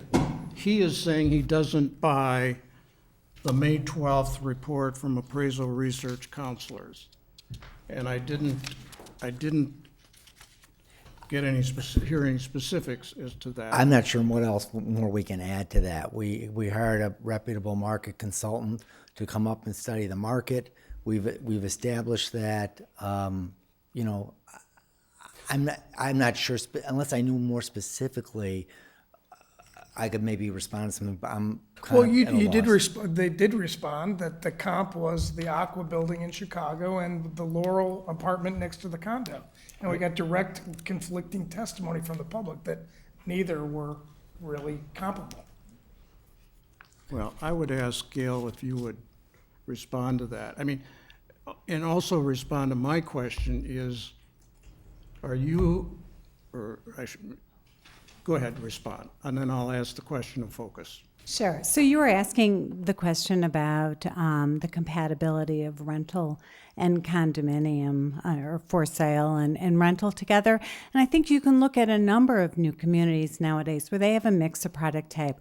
Look at the Glen in Glenview, a lot of different product types. They have rental, they have condo, they have townhouse, they have senior housing. I mean, we could go on and on about the different types of uses that they have. They're across the street from each other. They're close together. Obviously, the Glen is a very different type of development than what is being proposed here. But it just goes to show that it's been a very successful development, and the people who live there are very happy with it. The community is happy with it. Pricing has, done very well. And these different types of residential uses don't fight each other. They're actually very compatible. So add the Glen to the list of comps. Well, they're not saying, Tim. I just disagree. That these are comps, they're saying I that just the disagree. I just concept disagree. of mixed residential use in their professional experience works. So I think if you I can just if you can bring disagree. forward some examples where it doesn't work, I think the commission would welcome that. The reason there's not even a rental unit that would be remotely similar that has 50 units that would be similar to this site at Western Laurel. It just doesn't exist. Or 25 units that are rental. Yeah. Well, let me ask Focus. Based on your market feasibility study, are you confident that you'll get financing for this project? Absolutely, and we wouldn't pursue a development that we didn't think could be done exceptionally. We have a track record of more than 20 years of doing significant developments, community developments that are both apartments, condominiums, townhomes, downtown suburban, downtown Chicago. We have done this for a long time, and we are more than confident that we will deliver an exceptional product to this community. We've done it in the past. Thank you. Okay. Mr. Chairman, I'd like to echo something you said, perhaps, and this could be taken as some direction to our petitioner. Perhaps the apartment block along Western, if it was, say, divided into a couple of pieces, where on a level of hierarchy, that wasn't the longest building on the site. Perhaps that's creating a dominance of the rental product that sort of is creating some apprehension. You know, as far as the site diagram goes, maybe there's a way to take that building and reduce the length of it. And the neighborhood plan guy also has 3 separate buildings as opposed to just 2. Right. So. I mean, I've been, premiering more roadways from the minute I saw this plan, and we saw the alternate plan had more roadways. I don't want to tell you to have to come back with roadways, because then you have to do it. And maybe you'll have difficulty with that, but, you could potentially look at that too, maybe. It might help break up the feeling that everyone seems to be coming away with, that this is a quad. Might introduce the public realm domain thing that would give it a more neighborhood feel. We have studied that approach. This I think is something similar to what you are envisioning in terms of the quote-unquote dog-leg approach, where you would exit onto Western. And this is an option that we studied back in March, and we thought, obviously there's a strength of being able to circulate traffic through the site. The cost is the expensive green space, the isolation of the building along Franklin, additional curb cut onto Western, and the goal that you're talking about today in terms of segmenting the apartment product from the for sale product doesn't seem consistent in our minds with providing an integrated community development, where this is something that is woven into the existing streetscapes, the existing access points of the surrounding neighborhood, and we have something that seems like, as one of the residents said, this wasn't dropped in overnight, but it looks timeless. That's something we want. Have we seen this diagram before? Yes. Yeah. Okay, all right. Now that we're having a conversation on it, You think this is materially different than the one that we're looking at tonight? let me just comment on this one as to what the dynamics are. If you look at this diagram, what it does is it creates a street in front of the northern apartment building. Okay, so that, right off the bat, to say that you don't like a road in front of, isn't that a roadway you're putting through there? Sure. Right? The road goes from, this is Laurel, it goes up on the existing curb cut on Laurel and then jogs over to Okay. Western. Sidewalk that you're, That's a roadway. It's a roadway. what are you talking about? I'm versus- saying that talking the about- road is a road. Okay, so Okay. you're talking about The east-west road. Yeah, okay, now, So this is a road. by putting that road in, you're really not creating anything different about that buildings. I mean, these are double-loaded buildings. There are units on the north side, they look out at a street. You're not, I mean, those are gonna rent and rent out, hopefully without any trouble. And then the ones on the south side are gonna have a road. I mean, basically, it's the same thing on both sides of the building. Now you look across that street on the south side into the open space. I think that's still a great amenity. That's what Market Square has. It has a roadway all the way around the green space. Just because they put that street in doesn't mean, oh gosh, I can't enjoy the green space. It works better with the street. Actually, if you tree lined that, I think that means that apartment building in close proximity to that condominium building, that has a better chance for them each to build out and rent out. I'll hand it over to the expert in the room. I know there's a lot of differences about things, but I want to go back to the opening statement I made at the very beginning. I don't know when it was. It was like September? No, I mean October, a long time ago. It was in December. Yeah. I said, in analyzing Lake Forest, there were two salient points. One, it's about gardens. It's about gardens. And people living in fine homes, looking out windows into green space gardens. And the idea behind this plan is to give people in condominiums and in rental and in single-family homes the ability to live and look out of their homes and see gardens. And the buildings are there to create the gardens. So this is a little different take. And the building in town that I looked at was on Wensia. It's really beautiful building. It's got one brick and white windows. It's really simple. And it sits in the landscape and harmonizes with the landscape. And in some of your guidelines, in Lake Forest guidelines, they ask for architecture that is restrained. Now, restrained can mean numbers of things. It's ordinary, it's too simple, it's boring, blah, blah, blah. The buildings are in our plan, the buildings were designed to be restrained because the garden was the show piece. And that's why we brought, right in the beginning, we brought Mariani in and got the best landscaper we can to get engaged in this and invest in it. And we kept asphalt to a bare minimum.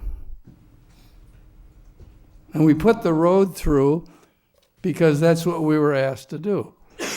And we've been talking back and forth about this road for a lot, but the point was the road was very efficient in terms of getting access, and we've been struggling. I agree with you, we've been reluctant to put a lot of parking onto the land here because it's more asphalt. So the idea of the land banking is a great idea. If we need more, we put it more. But if the parking isn't used, we don't want it. But the plan is dedicated to gardens.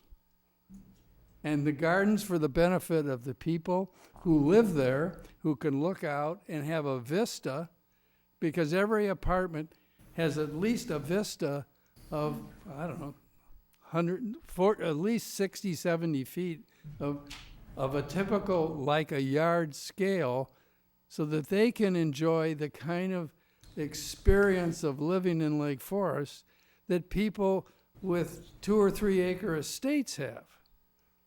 So that's why the open space was collected.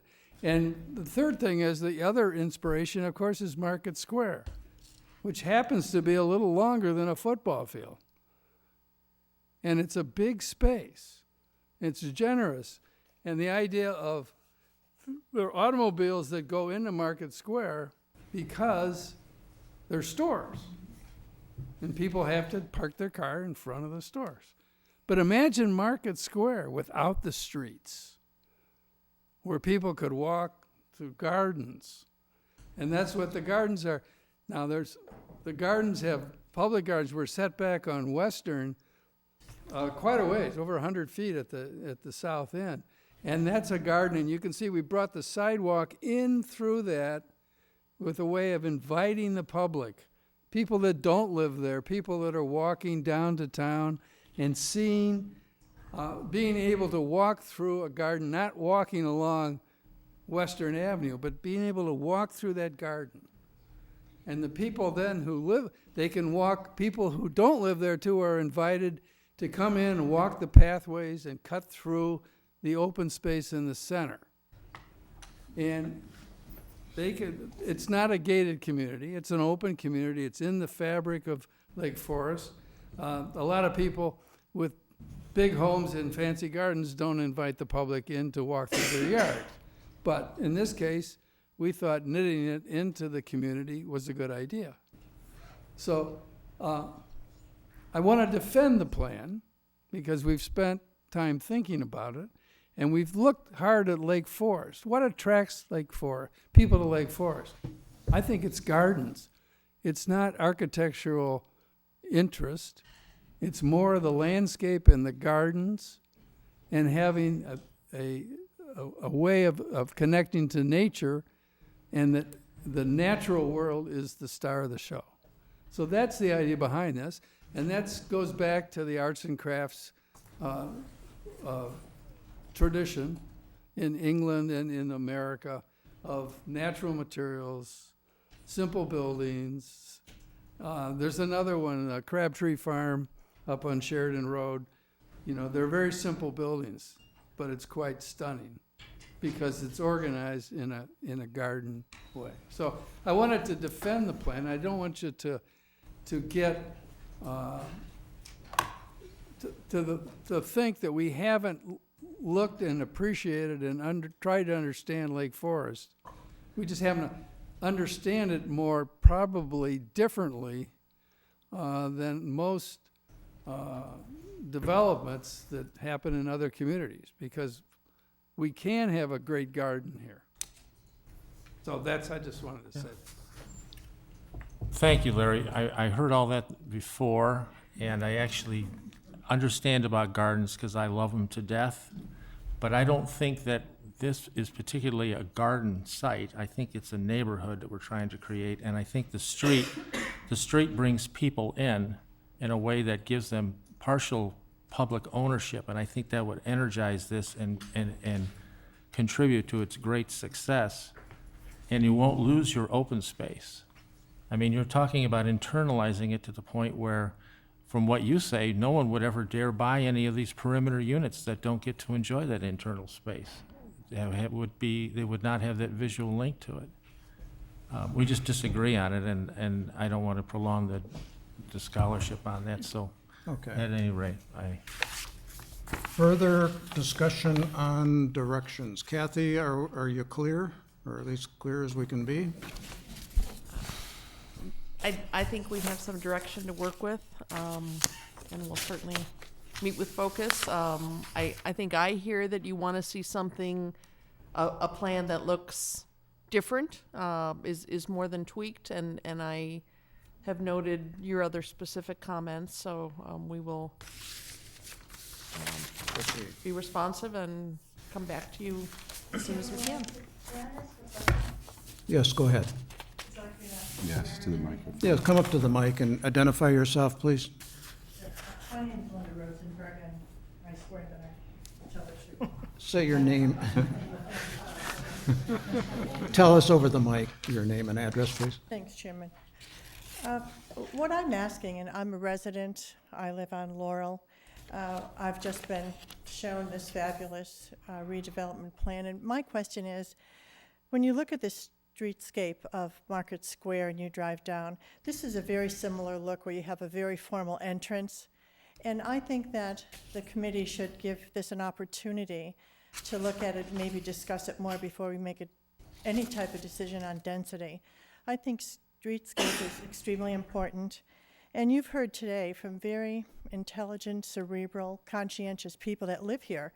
We work here, we live here, we walk our pets here. And and times change. I mean, I think Focus had, a very interesting plan, but things have to be tweaked, and we have to step back and say, well, maybe what we looked at a year ago isn't quite fitting for Lake Forest right now. And so I would like to say again with landscape, I'm very nervous about this. People take this so seriously, and because something isn't set in stone, the focus group isn't set in stone, I think we should at least give an opportunity to look at this, speak to the people who are involved with this, and reconsider, what your plans are. But I don't know why tonight we have to make a decision on density. We aren't making. I know we're not, you mentioned that, but I just think we need more time to look at this. And this is also showing, beautiful landscaping and private space. So I would just ask you to. Sure, and table I everything. think that I would ask Kathy that focus be, since this, we have to be careful here. I understand that. This proposed alternative cannot be treated as a substitute for the petitioner. The petitioner has spent a lot of time and effort, and that's what's before us. Now, if in working on responding to our directions, they take a look at this and they see some features that make sense, I would say by all means, consider it. But that plan, and I'm not saying this to denigrate it, it just does not, as Commissioner Berg said, does not get into, size of units, numbers of bedrooms, anything. And so I think we have to be awfully careful that we consider some of its strengths in terms of the overall schematic, but that this commission cannot go all of a sudden and say, Mr. Focus Group, you now take this plan and adopt it. I don't think That would be unfair to the petitioner. I think the people that came up and spoke, who are much more knowledgeable than I am on this, I've been involved in it, but not as in depth as they are. I agree it should be, as a team, everyone working to try to have the best look for Lake Forest and for the families that live here. So I agree with you. It's an option, and I'm just asking that you try to consider this and have the people work together. Well, it is in there in the public realm, in the public domain, and if the Focus Development does not have a copy, I'd be happy to share my copy with them tonight. Thank you very much for Thank letting you. us speak. Just let them speak. No? No. it's not. Well, you did keep it open. You did leave it open. Well, for a future meeting.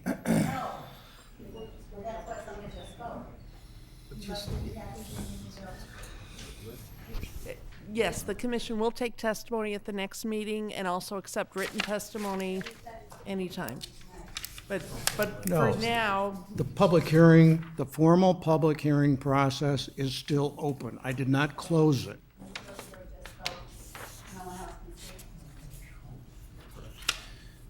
Let her make her comments and then thank her for her comments. Yeah. You don't get anything. Yeah, I mean, I appreciate your comments, and thank you very much, but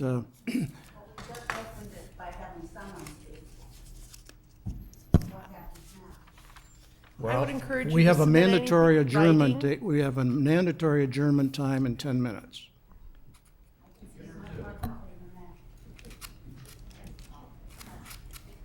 Is there somebody else here? I'm sorry, can we have the city respond to Mr. Bruin's question about the trees? That we don't have the trees cut down for the next trees? It's 400 some trees and bushes. The trees will not be cut down before the next meeting. I can assure you that. Or burn, trees, burn, all that stuff. None of those will be cut down or moved before the next meeting. Or the park altered.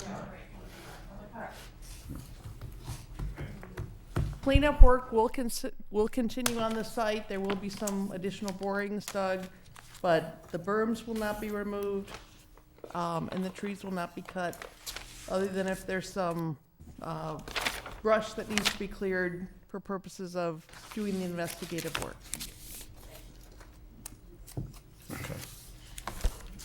Okay, our next meeting. Kathy, did you get a sense from when a special meeting might be held on I think that we'll need to confirm that with Focus. We will send out a notice, and we will put that information on the website. Very good. Thank you. Any other matters to come before the commission? Any public testimony on non-agenda items? Seeing none. Additional information from staff? Seeing none. A motion to adjourn would be in order. So moved. Moved and seconded. All those in favor of adjournment say aye. Aye. Opposed, no. Motion carries. We are adjourned.